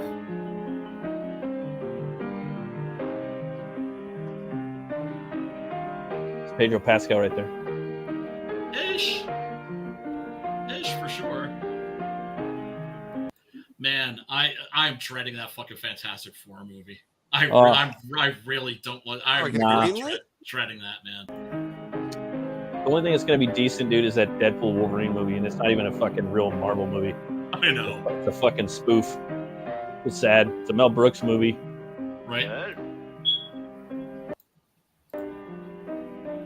Now, if you didn't know about Austrians are basically Germans that have an inflated sense of self. That would be the way I would, and that's not to diss all Austrians, but they can be a bit haughty and aristocratic. I will say they made a bunch of dope ass armor and weaponry over the last couple thousand years. Like some of the best in the world, right? Oh my god, for sure. Yeah. I mean, look, the German culture, the Austrian culture, fucking amazing. But it's like, dude, it's like Austrians sticking around in Mexico. It's like, what the fuck were they thinking? Yeah. Turns out they were actually there because of the French. The French were using them as like a proxy. They basically came to Maximilian one day and were like, hey, how'd you like to be Emperor of Mexico? Ja. Ja, jawohl. Sehr gut. Wunderbar. Ausgezeichnet. So can I bring the beer and the accordion? The gauntlet has been thrown down. And y'all looking chill as fuck. Like, yeah, what you gonna do? Not sweating shit.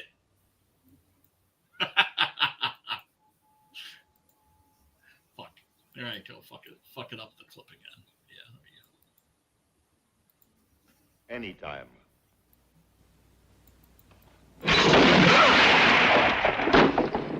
Dag, yo. Isn't it enough you lost a friend?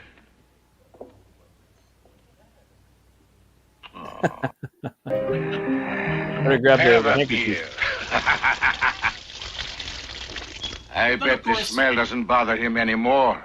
From now on, he's going to learn to smoke.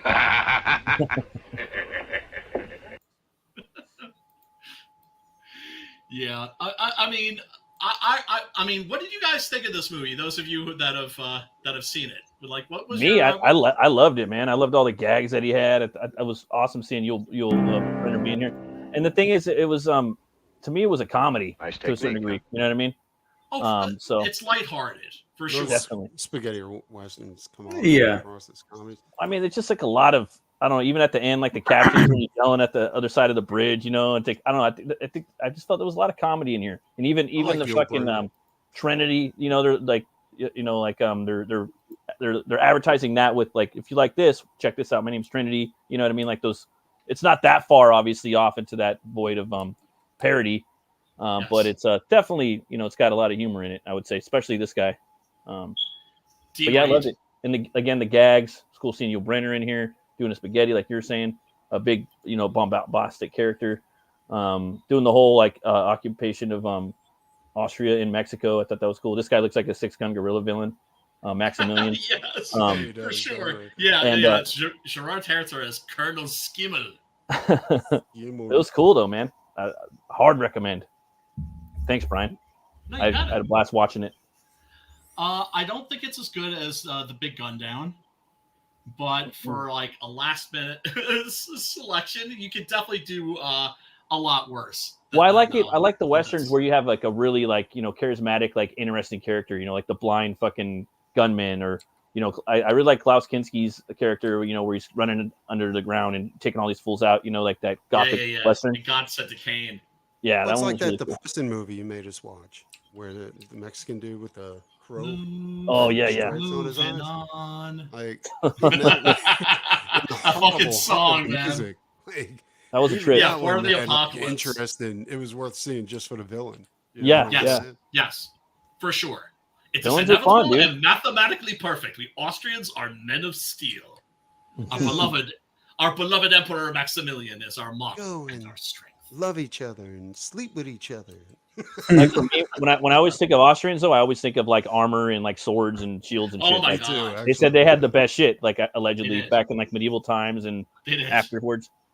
Yes, for sure.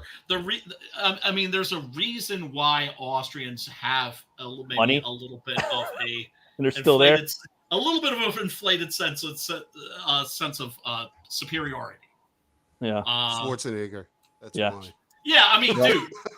Yeah, just look at Arnold, right? So. Yeah. Yes. The country's very beautiful too. I was like, oh my God. Oh, Vienna, I've still never been to. Never been to Vienna.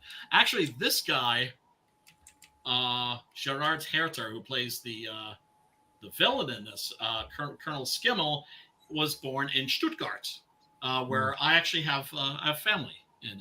Oh, that's cool. But yeah, a lot of fun characters in this. Yeah. Of course, I mean, this movie definitely obeys the rule of thirds, right? Things happening or gags happening, like at least 3 times. Like Escudo, like whenever like one of his friends dies, he starts giving like this massive like eulogy.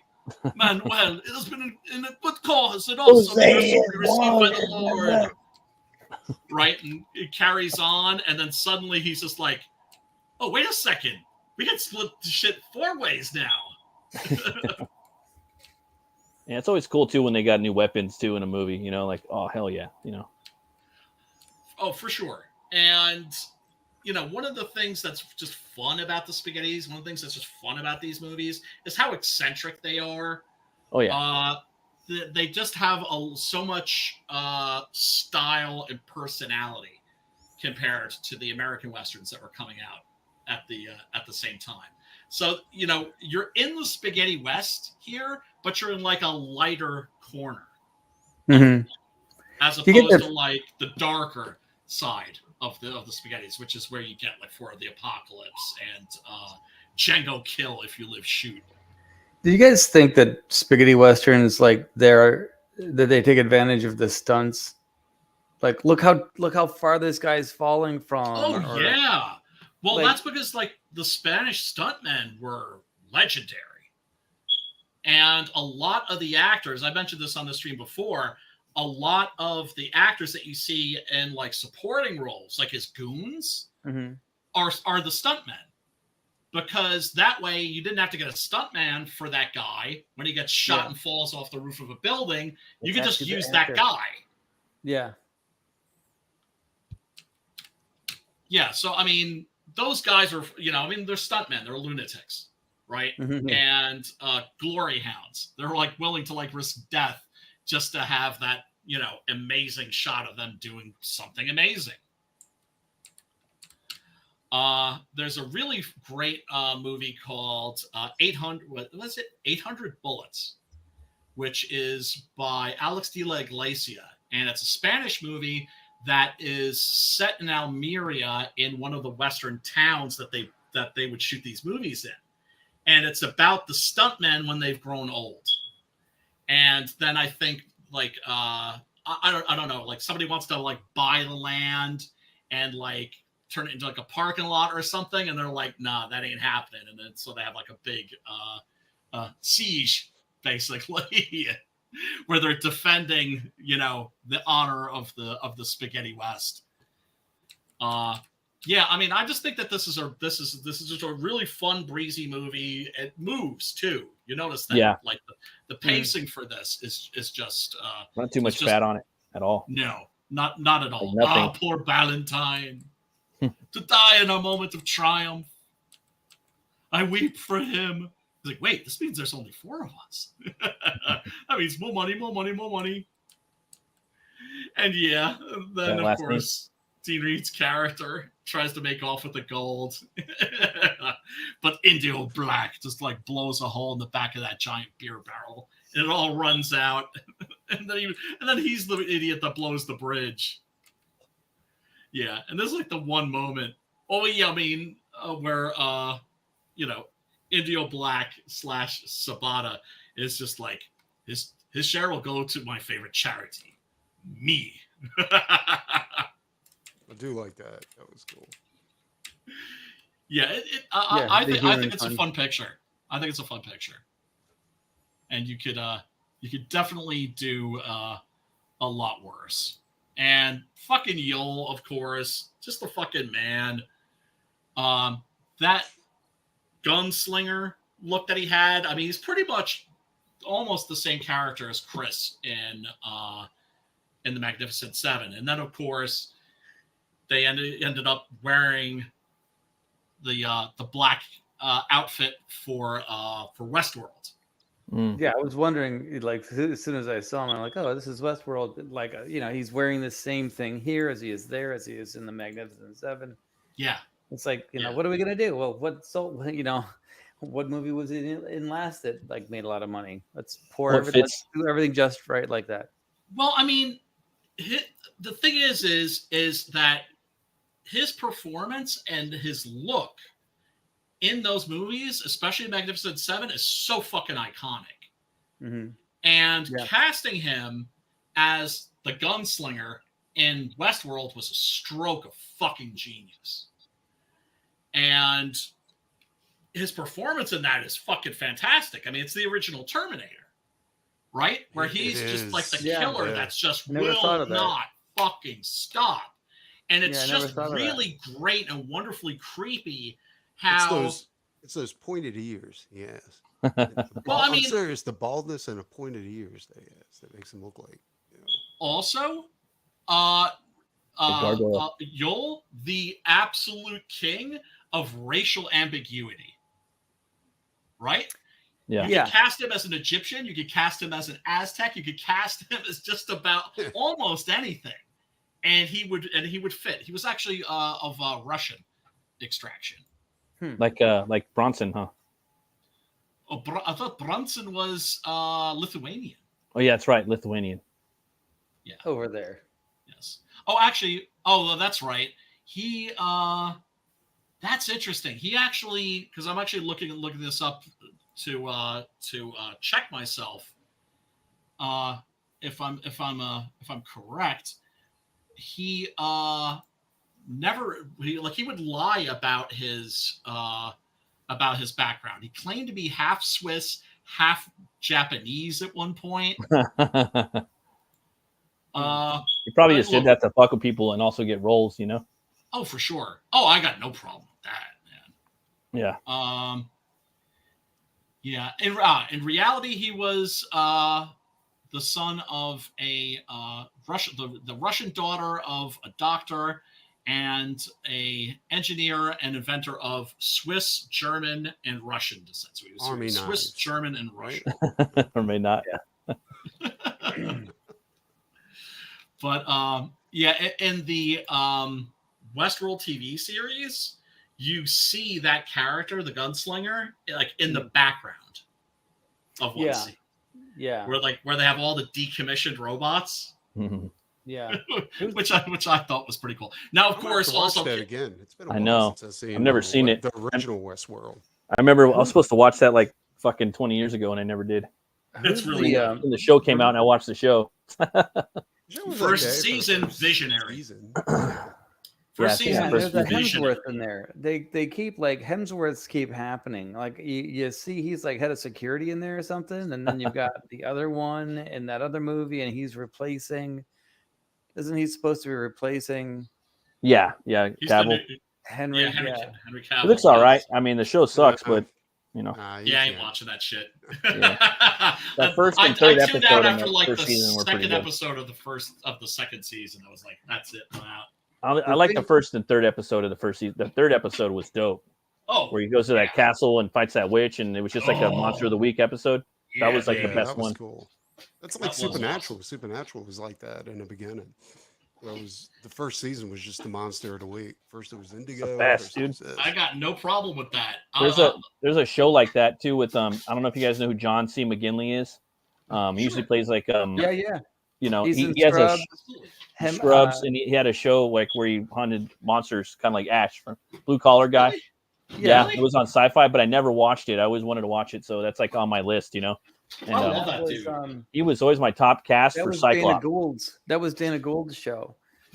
It's Stan versus Evil or something that's like that. Stan versus Evil. Stan versus Evil. I never seen it, so that's one. I like the Blue Collar, you know, Ash, you know, style. I'm gonna go hunt fucking demons character. Yeah, you know, it's a genre now, all because of Ash. Good.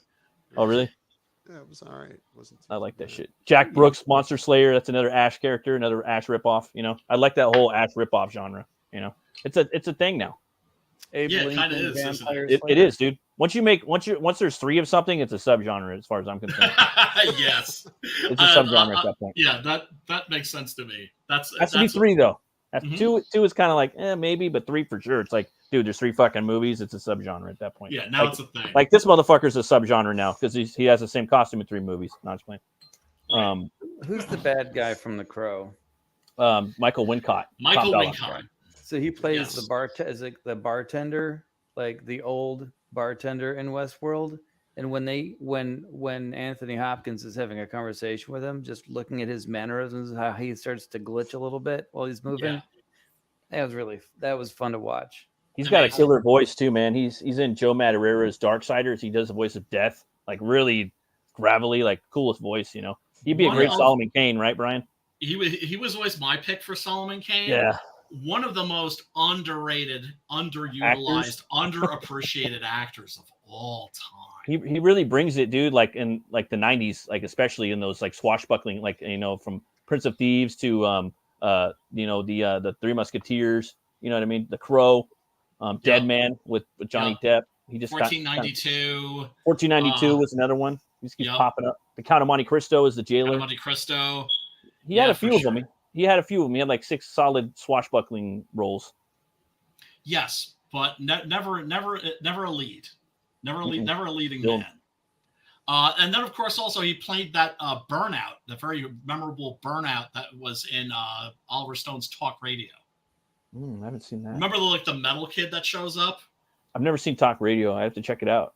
Oh, okay. Yeah. It's a very good movie. It's based on a stage play. So, you know, it's a little confined, but it's still cinematic. You know what I like about Oliver Stone? Yeah. I like how he brought the Cole villain into Conan, and, you know, that was his idea. And he wrote 12 movies. And then Milius was like, that's a good idea. I'll keep it. I know. Is Future World part of the Westworld universe? It's a sequel. Oh, no shit. But it's shit. Okay. And Yul is in it. A shit cool? Yul is in it as the gunslinger, but it's in a dream sequence where he's like making love to the heroine in the movie, right? So it's like sexy gunslinger. It's a terrible movie. Yeah, Future World. I really can't recommend that one. And it's got Peter Fonda, who at the time wasn't a very good actor, became a very good actor when he got older. But for starters, yeah, not especially. Although I remember as a kid being very amused at the ending of that because you're led to think that he and the heroine have been replaced by robots, by the villains, and they're leaving, and then suddenly he turns around and gives them the finger. Which I thought was pretty funny. You know, when you're a kid, you find shit like that fucking hilarious. Looks like they did a Future World remake with James Franco. Yeah, I just saw that. Really? Huh. Might have to check that. I didn't watch it, but I do see it at the top of the list. I never knew it existed. Well, I know there were how many seasons were there of Westworld, the TV series? I think it was it 4? Because I remember after the second one, I was like, I'm out. And yeah, I think maybe I watched. Yeah, I think there were 3 seasons, maybe 4. But I mean, boy, they just. It's just an example of like the first season is virtually perfect, and it's just like they had to fuck it up. Oh no, they fuck it up. Why? Because you got to fuck everything up now. It's called bait and switch. Bait and switch. No, I mean, because I was talking before about X-Men 97, how I was going to refuse to watch it. Well, not refuse to watch it. I had no interest. I was like, yeah, whatever. Yeah. Zero interest. Then everybody's telling me it's dope, and I'm like, okay, I'll watch it. And I was like, yeah, they're right. It's dope. But now nobody, like hardly anybody's watching it because they're just so used to getting fucked. And yeah, but that's you're always why, waiting for the shoe to drop. You know what I'm saying? Like it always yes. starts out, it's like great, and then it's like, there it is. Right. Right. When are they going to turn around and fuck me? At some point, they're going to turn around. They're going to turn around. You know, Wolverine's going to have a love scene with Morph, right? Like it's going to happen. No. Yeah, probably will. No, it's totally gonna happen. He's like, oops, my bad. Jean Grey. What am I sitting on? Is this Morph? Morph, you killed me. I feel something poking me. Oh man, I have to admit that shit was funny when Plastic Man became Wonder Woman's dress, where Wonder Woman's like wearing a dress, and so she realizes that it's Plastic Man. That's pretty funny. He's like, hey, how you doing? You see, you don't know it, but you just described the plot for the next X-Men 97, like the second season. Yeah, right. Wolverine and Morph hook up. Right. And it's like that series is really well written. It's, I mean, it's like, because that's the other thing too, right? As an old X-Men fan, going back to when I was a wee lad, we're so used to getting fucked. We're so used to getting screwed. We're so used to getting baited and switched and everything. We're just so used to getting our hearts broken. And yeah, I was not going to give that show the fucking time of day. And it turns out that it's excellent. And nobody's watching it. Yeah. Or at least hardly anybody. If the ratings are to be believed, which season 2 got everyone's like not paying attention, but season 2 got greenlit. Like no one even talks about that. Oh, they started making it. Yeah, yeah, it's like so. It doesn't matter though. They can cancel it on a whim. They could cancel it, you know. But I mean, I don't know. We really knows what their point is. You know what I mean, or what they're thinking. You know, with everything. You know, they're thinking like if exactly too many of these fucking Republicans start liking this shit, we're gonna cancel it. I don't care what the ratings are. Maybe right. Like it's hard to say, man. Like with all like the propaganda they're putting out there, like what their motives are, you can't really tell. This is it's all about propaganda and like what ifs, you know, like what's like, oh, you guys like this? Y'all like it? Go on. There it goes. Yeah. Yeah, exactly. Well, dude. it's just like we're gonna right. It's like, oh, you like this? We're gonna give you one great season, and then we're gonna give you like half of like. Welcome to Westworld. Then we're gonna fuck you. Usually they fuck you over like no matter what what TV show it is. They usually fuck you over in season 2 or 3. Like they start really pushing the woke agenda. Like I was on that. Yeah, I was on that shit like fucking 5 years ago. Like just shit, just little stupid shit that they don't have to do it just because they're like, I'm gonna put this in here to make your kids question what the fuck that is. You know, wasn't in fucking 50 of the other episodes, but you had to put that there, and the kids could be like, well, what's that mean, Daddy? I'm like, fuck, I don't know. They're fucking something's wrong with them. You know what I mean? Like it's just stupid. You know what I mean? Like why you got to just be like. You don't worry what that is. Yeah, I just be like, I don't know. You know what I mean? But they do that. Like they fucking convert shit in there. And big fucking directors I respect and produce shows. And like all I have to say is, you let me down. Yep. Blue's Clues. That's all I'm saying. Blue's Clues? What did they do to Blue's Clues? I remember Blue's Clues. They got like you remember they had the dude. They had the dude. Yeah, fun. The shirt, dude had problems. Yeah. Didn't the dude have like Jared problems? Subway Jared problems. He had some issues, but it was focused towards kids, right? And it's still focused towards kids, like really little kids. Except they got a big transvestite, like overweight transvestite. Did they really? Yeah, and they sing songs about you just love your body the way it is, you know. You can be anything or anybody you want to be. That's all that postmodernist You bullshit, love your man. body the way that it is. You're going to be the only one loving your body. Yeah, exactly. Anything you want. You can do anything. They do promote that. I'm just saying, like. Yeah. Well, that's because being morbidly obese is actually healthy. Yeah, right. Like you walk in a Look at Target and they're Lizzo. like pushing that, like this is the body type. Like no, it's not. It's unhealthy. You know, your blood type's diabetes. Like you know what I mean. Like you're. Yeah. Sorry. Really fucking bad for you. And I say that as a fat guy. I say that as a guy that struggled with his weight his entire fucking life. Yeah. Right? It sucks being fat. It's not good. It's not good for you. And But I hope the kinda next think season's that it's good, a man. big I hope they don't misdirect. fucking I do do some too. stupid shit. You know what I mean? I'm just waiting for Conan. I'm glad Conan, like the way they're writing it's been solid so far. We haven't seen any stupid shit. oh, that been the Conan best. short. Well, that was dope. The little like fucking Primal-esque little short that 10 second Yes. Tower of the Remember Elephant we were one. talking about Primal and we were we're both thinking like, oh my god, if Getty Tartakovsky did a Conan series. yeah. And that's exactly what that was. The new Yeah. Conan, Exactly the new what that was. Conan series, Brian, is like what they're doing is they're expanding the Howard-verse in its entirety. Like I didn't even know Howard had like 20 characters. Sure Like, did. he created the occult detective. I didn't know about that. And there's Yep. you know, so the modern day in this in the Howard-verse, because that's their whole plan is they're going to expand the Howard-verse. Titan is the modern day is 1930s. It doesn't go past 1930s. Right. So it goes. It starts with Cold and it goes all the way to the two detectives that are the occult detectives. You know, and they're going Right. to do some of their stories. Oh man, Pigeons from Hell, that's one of the scariest stories ever. That's one of Howard's horror stories. He has the first shared universe, dude. Like no one really could pinpoint who came before him. Yep. We know who came after him, and that was maybe Universal Pictures with the MonsterVerse, you know.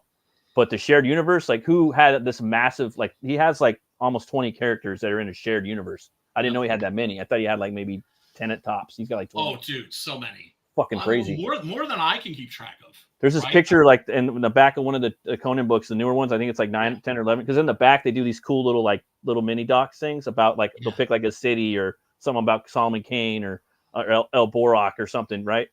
And Black Turlock. They'll do something like that, and in there they just show all of them. You know what I mean? There's a new cover. The new cover for the new. I mean, it's totally out of character and it doesn't fit, but I want it. The new one of the new covers for Savage Sword is it's got Solomon Kane, it's got Black Agnes, it's got I think El Borak, it's got Conan. They're all in a lineup, and it's like close up, and they're all like look like they got in a bar fight, and they're all like shit faced, and it just looks cool, and it's like painted, you know? But it's like character. But it's like kind of close up. It's just like the bust up, you know, and it's a double page like cover like front and back, you know. I'm like that's fucking cool, dude, you know, because they're really like emphasizing Howard-verse. Right. You know? Right. Well, I More mean, than ever. that's the thing that pissed me off so much about the Marcus Nispel Conan, the one with Jason Momoa, was right at the beginning. You've got Morgan Freeman coming in and telling you about Hyboria, and you see a map of it, and it's not fucking Hyboria. Hyboria. It's like motherfucker. It's not. It's like, look, see this? That's a fucking map of Hyboria. That's the fucking map that you have to show. Yeah. You motherfuckers. Because the whole concept is that it's basically the world when it was one continent. It's the world Pangea. before continental drift. Yeah. Right? I like his take on Atlantis too, man, where it's not just one city. Yeah. It's like a country, and there's different cities in Atlantis, you know, and there's Stone Age Atlantis, and then there's fucking Atsuria, or where Cole's from. His is like the highest like form of like technologically advanced people, you know. And I like how fucking Cole is like he's a little taller than Conan and a little more like, you know, thinks a little more, you know. I would say he's a little more conservative in some regards, not entirely, but a little bit, you know. And then Conan's a little bit more liberal in some ways, a little more free, you know, but not entirely either. Just to kind of tiptoe on those lines, you know. Right. Because also it's like when Conan becomes king, you know, it's going to change, you know. He changes, but he's still Conan. Yeah, And that's the thing. He never doubts himself. Conan never doubts himself, whereas Kull is always looking inward. Right? Conan's always looking out. Cull is always looking in, and he's always like doubting himself and questioning himself. And he's pretty mad. They have him in the new Conan series. A little spoiler. Oh, well, I'll take that. He's pretty mad in there though, dude. There's some shit going down. He's fucking pissed and he's mad. And another spoiler that's kind of in the book. Conan gets possessed by an entity, and he starts going around like Michael Myers and just murking fools. Oh no! Yeah, it's hard horror, dude. The first fucking 11 issues, like they go into. There's a lot of horror in there, dude. A lot of horror. Gotta get the fucking trade paperback. I don't know if you're familiar with Doug Braithwaite. I think that's his name. Doug Braithwaite. I think that's his name. I can't pronounce his name. But he does like 4 issues, and then Robert De La Torre does 4 issues, because there's no fucking way De La Torre could do 12 issues a year. So they do 4 and 4, and they have like little baby mini arcs, which I think is cool. You know, that's wonderful. I think that's wonderful. It keeps it consistent, you know. And so 6 issues is perfect for a trade paperback.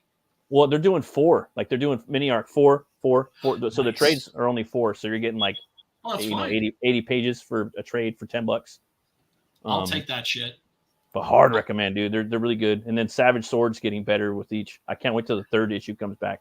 It drives me crazy because my LCS doesn't have any of that shit because of weird. Diamonds. You got to order it too, man. And then Plug, I got the Plug cover for issue 11. It's Plug and Horley over Plug. God. Plug? He paints over it. Plug? It's Plug with Horley over Plug. What? Like he paints over it. Why would they use that kind of art on it? That shit. Looks dope. It looks like Bisley too, though. It looks like a Bisley piece. To be honest, the end result looks very Bisley. It looks very Bisley. But I'm gonna have to start requesting.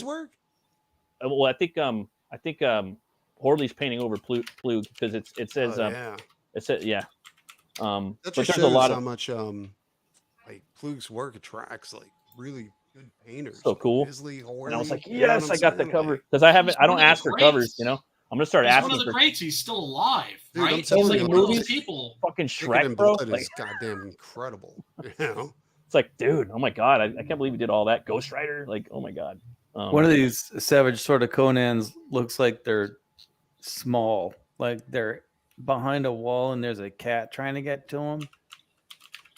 I don't know what to make of it. The magazine group, the Savage Sword of Conan, and they're like standing. They're like using jewelry to fight with each other because they're like really small and like it's like Honey, I Shrunk the Conan.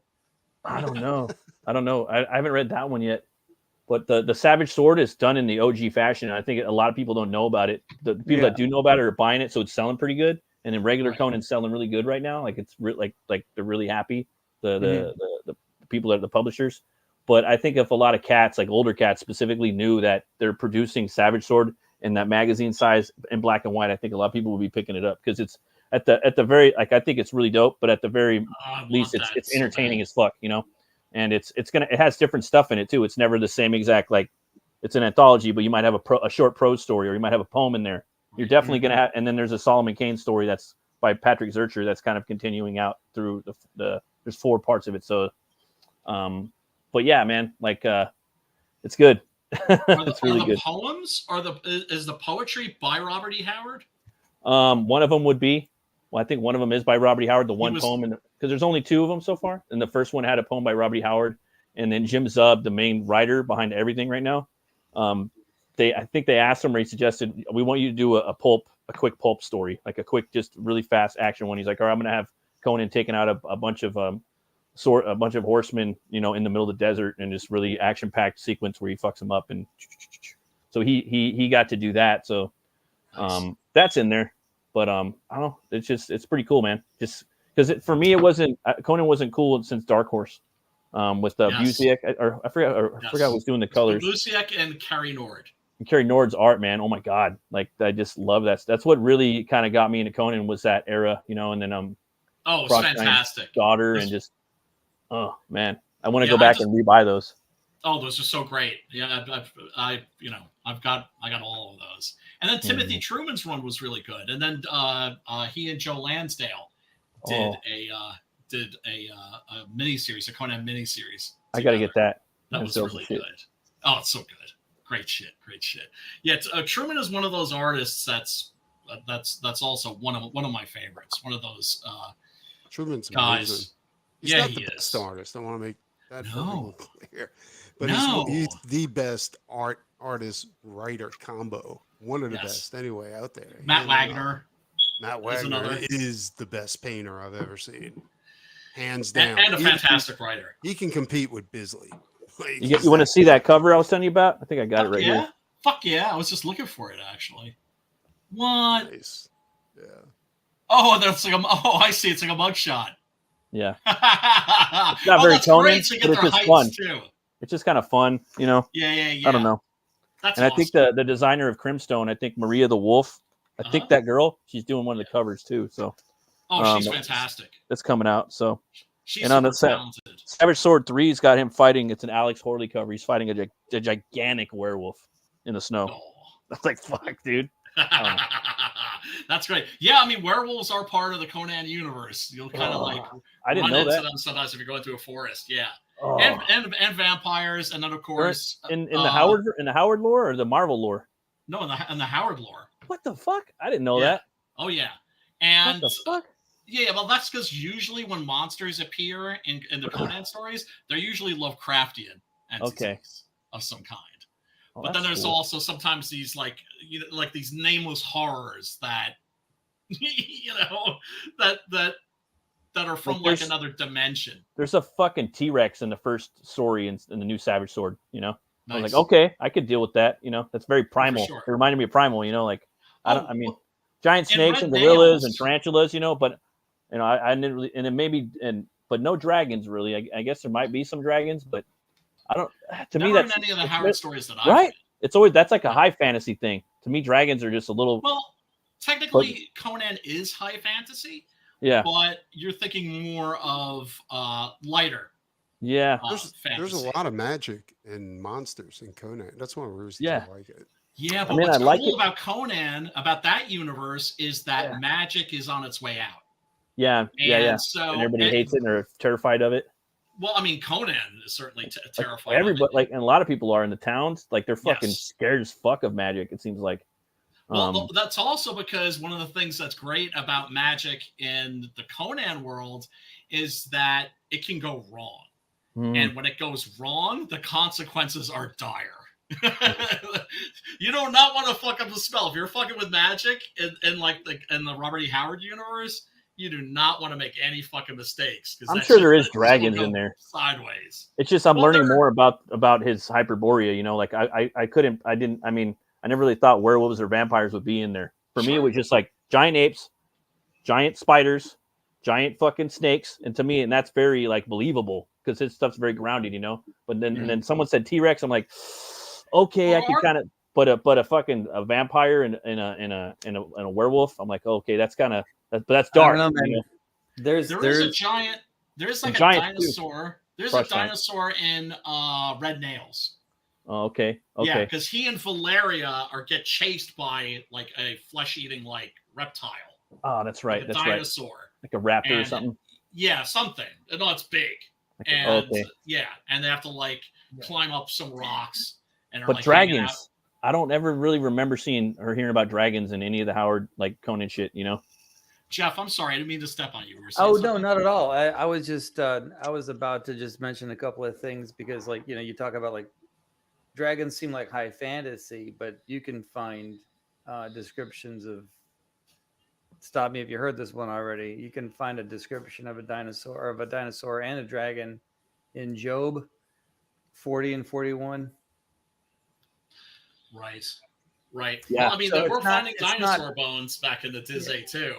Mm-hmm. Well, yeah, and it's not implausible, but there's a whole huge conversation you can have about like soft tissue discoveries that we've had recently. And well, I mean, there's just one word. I'll make it real simple. Pterodactyl. That's it. That? Pterodactyl. That's a fucking dragon. I mean, it is. Yeah. So it's like a bunch of different types of pterodactyls back then. Though. It does say from his sneezings a light doth shine. Oh, interesting. And if one of them actually spit like a Gila monster did and it flew, then you have basically an acidic spitting fire-esque creature. That's a dragon, right? Right. Yeah. It's not that far fetched, really. You know, there was like watching the Y Files, you know. yeah. I've seen that. And I've he seen did some a of whole those. episode on illegal tech and all kinds of stuff like that. But he also did an episode where he was talking about the Smithsonian and all these different things that were submitted to the Smithsonian that mysteriously disappeared when people started asking about. They had accidents, you know, totally normal accidents like heart attacks and shit like that. Right. And one of the things that they found in New Mexico was this. It was this art from the city and this pottery where it described like people riding dinosaurs in this big city, right? Yes, I've heard of this. And that's crazy. It was absolutely Peru. like legit. You know what I'm saying? Like that shit actually, and they found bones and all. They submitted. They were like, "Oh, this is perfect. We'll submit it to Smithsonian. Just be part of history." Disappeared. Yeah. No, I've heard of that. I actually heard about that before. It was in like Peru. They found the bones of giants. That's what I'm saying. And all the giants' bones too disappeared. Yes. Yeah. And like extended skulls, all that kind of shit. Yeah, that shit's like in. I'm guessing like Dick Cheney's basement. Well, and it's weird too because you think like, and then you watch the show Primal, right? And it's a dude and a dinosaur, and then you have Vikings come in, you know, and you're just like, well, were you fucking there? Were any of us fucking there? Exactly. Like, not really. So we really don't know, and we know that the whole Darwin thing fucking pissed them off when they find these gigantic femurs. You know, what are we gonna do? There can't be multiple primates evolving at the same time. That we didn't all come from chimps. Oh, fuck that! I think a lot of bury that shit. Like all of it comes from religion. You know what I'm saying? Yeah. Like if you disagree with us, we'll fucking lock your ass up. If you disagree with us, we'll burn you at the stake. Galileo. So the Earth is not the center of the universe. Okay, well, you know, the Earth is flat. I can prove it. Dinosaurs do not exist. No, that's not somebody ride a dinosaur. Right. Yeah, but yeah, no, some absolutely fascinating shit. Like, I mean, when they discovered the hobbits, they call them those little people that heads the size of grapefruits. Yeah, definitely. Right. They were not human, but they were like primates. I don't know if they were an offshoot or if they were just evolved from a completely different creature. Well, said they were a species, like a subspecies of Homo sapien. Yeah, you know they said there were many species of Homo sapien. There's so many, dude. I think it was like 20 or more. But something could be Neanderthals. I don't know. But they wiped them out completely. Each one of those species, except for us, right? Yeah, but we have so small that a grain of rice has more genetic like differences than we do. Like we're fucking but there's a belief now, if I'm not mistaken, that we didn't so much destroy the Neanderthals, we kind of absorbed them. Yeah. Could be. Yeah. I mean, dude, come on, breed them out. Hair. Look at this hair, man. I would not be surprised if I have Neanderthal blood in me. A lot of people do, you know. I would be surprised. Would not be surprised. Oh man, what is it, like 1/8% or something like that is like Neanderthal in every person? Like no, there's a lot of people that have it, dude. That's amazing. Fire sure bad. Momoa has a lot. Bread good, fire bad. Big old fucking forehead. Who's the dude that played Hellboy? Yeah, him too. He is gotta have Neanderthal. Like you see his jaw coming out. Yeah, he's gotta have some, bro. He's a freaky looking dude. Conan's dad, dude. Either that or Monkey. No, Conan's dad is William Smith. Oh yeah, this you could trust. I'm thinking, what movie should we watch next week? Of course, is Horror Movie Club.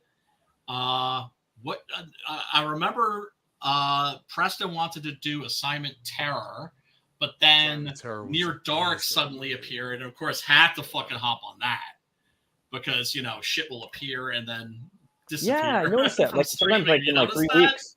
Yeah, like it'll be there for like 3 weeks and then poof. Yeah. Now I will say this, like Future World with James Franco is on Tubi, and it looks very Mad Max-esque, like very Mad Max-esque. Oh, so it's not related to. I don't think so. Like it's apocalyptic, kind of crazy shit, dude. Like I don't know. It looks crazy. I wonder why I've never heard of this goddamn movie. Because there's like a billion movies that you've never heard of. There's a billion movies I've never heard of. It's pretty new, too. Like, it's from 2018. I was looking at the trailer while we were talking. Okay, I guess that might be... beast of a movie. James Franco has a little bit of a thing. Like a barbarian type thing where he's been it's got Mila Jovovich in there and Lucy Liu. Yeah, it's like got a it's got a nice cast, dude. Like, I mean, you have my attention. Steel Dawn. No, I'm down to watch it for sure, dude. I just can't stop looking. Steel Dawn. Oh my gosh, I'm telling you. Is that Swayze? It's got Method Man and Snoop Dogg's in here too. With a Snoop Dogg. Yeah, the meth. Oh, I see. Future World, spelled in one word, is the old one sequel to Westworld. Yeah. Future Space World is the James Franco movie. Oh, they got Rollerball on there now too. I love that movie. That's like one of those movies I have a relationship with. It's like one year I'll watch it and think it's like the most brilliant thing ever, and then I'll watch it another year and I'll think it's like the most. Your sound went out. Brilliant again. But what do you guys think we should do next week? Should I just pick something, or should we do Simon Terror would be awesome. Simon Terror, okay. Yeah, we could. I don't think a lot of people know about that one. Dude, that thing. Nah, never heard of it. Dude. It's wild. Never heard of it. It's a Spanish monster rally. It's like nice. House of Frankenstein. Everything, dude. Like it's House of Frankenstein. Yeah. But like Spanish style with like Paul Naschy. Well, I remember the last one he wrecked was fucking was Damien's fucking Frankenstein Mummy versus the Mummy. Yeah, that shit was hard. It was awesome. Yeah, they're really all in fucking here. Fun. Yeah, like a really pleasant surprise. But I'm down for yes, that sounds Preston like some popcorn. and I as Frankenstans. Definitely got to do a. Oh yeah, that's another one we got to do. Hopefully that'll still be on Tubi for a while. Oh no, I think that came off of Tubi. Is Frankenstein the True Story, which is amazing. Amazing. Yeah, that'd be awesome. Oh, except I think it's the 2-hour version. Is Frankenhooker on Tubi? Or is that on a date? I don't know. But that movie rules. We got to do that one. A huge cult following. Yeah, rightfully so. That's one of those ones like. Man. I figured we would do that on this show, like eventually. You know, it's like there's certain movies I'm just gonna wait because I know we're gonna do it on here. You know. For sure. For like Basket Case and all those others. Yeah, we did Basket Cannibal Case, Holocaust. I haven't done Cannibal Holocaust yet either. Figured I'd wait to talk about it on here. I'm never doing that. Yeah, we're never doing that. I'm never watching that movie again. That's like one of those movies I'm like, I watched it. It was brilliant. It was very incredibly well made. I don't need to see that shit again. I hear you. One of those, huh? Yeah. Yep. Yeah. It'll fuck you up. It'll fuck you up. I ain't doing that. Yeah, man. So before we peace out, Jeff, where can people find you? Tell these fools. YouTube, Kit Bash Federation. I just finished an episode and I actually re-uploaded it because something about sound. I don't have all my shit together yet. That's all right. Yeah, Kit Bash Federation on YouTube. And I'll be going to Wonderfest and driving there tomorrow, where you can see Randy Cooper, and he's like a model maker from like the movies and stuff. And Nick, I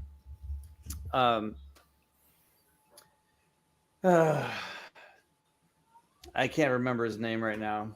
I want to say it's Nicotero. His Greg Nicotero? Yeah, he's going to be there. And the head of KMB Special Effects. Yeah, so he's gonna be at Louisville at the convention center there by the airport. Cool. Yeah. Cool. So the hotel or whatever. So badass. Yeah. Badass. Cool. Hey, hope you have fun. And thanks for dropping in, dude. Good to see you again. Thanks for having me. I really appreciate it. It's nice to see you guys all again. And nice to see you for the first time ever, Doc. That's Preston. I've seen you on there before. Sexy Preston. Sexy Preston. Tell these fools where they can find you. Here, like every week, right. and Twitter, X, whatever you want to call it, Nikki the Pipe. Also, sign up for the Hell Knight campaign. Yeah. I feel like sign up for it. No, don't give them that option. Don't give them an out. No, they see that shit, they gotta fucking sign up for it. It looks interesting. It looks more than interesting. It looks badass. I'm so happy that people responded the way they did to the illustration that you dropped. Like, people are ready for that. People are ready for fucking Hell Knight. Oh. Yeah, I think people haven't done a character like that because they're scared to draw like superheroes on motorcycles. You know what I'm saying? Like, yeah. There's a to doing horseback riding characters and motorcycle riding characters because they're extremely difficult to fucking do. Yeah, they are notoriously, but not for you. Not for you. You can fucking handle that shit. That's one of the things I learned about Preston when I write for him is give him like a lot of motorcycles and shit, and he'll be happy. Yeah. All right, Matt, where can people find you? You guys could find me on Twitter or X at Runecutter Comic. You can also find my show on YouTube, my channel, Metal Movies and Brewskis. I do reviews, flip throughs, stuff like that. Yeah, man. If you guys want to check out my books, Butch Cleaver, they're on Fund My Comic, or just go to butchcleaver.com, and I mail them off right now. So it's basically like a store on there too. So I got my first 2 ever made comic books by myself. So yeah, thanks. Go on now. Thanks for having me on, bro. No, dude, it's fun to be here. I am happy that you are going to be able to hang out, given your schedule. Yeah, Pops, where can these nice people find you? The madness. You can always find me every day, multiple shows right here on the Madness Comic Network. Hell yeah! And everybody, of course, you can find me here. Smash that subscribe button, smash the like button, ring a ding ding dong, the bell for notifications. You can find me on the Facebooks at Brian Christgau. You can find me on the Twitters at Brian Christgau. And thank you so much for tuning in. We really do appreciate you. And Pops, you want to take us out? I got it. Peace, everybody. All right, everybody. Until next time, peace, love, and metal.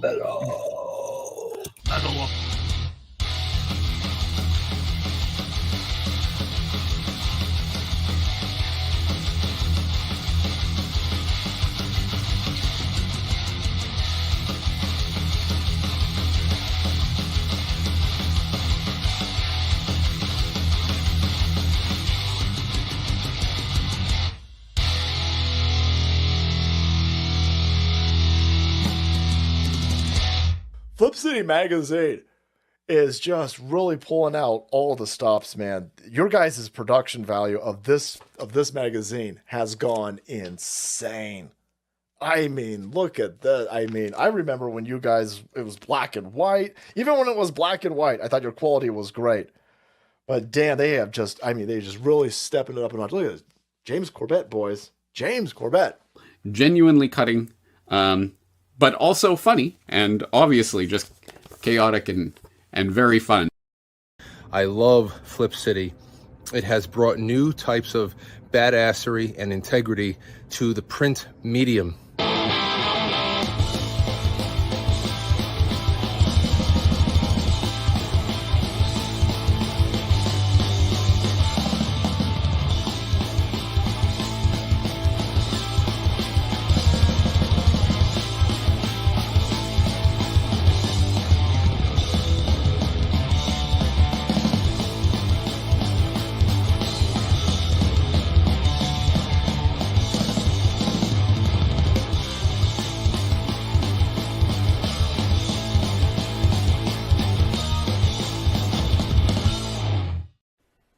Right? Good help is so hard to find.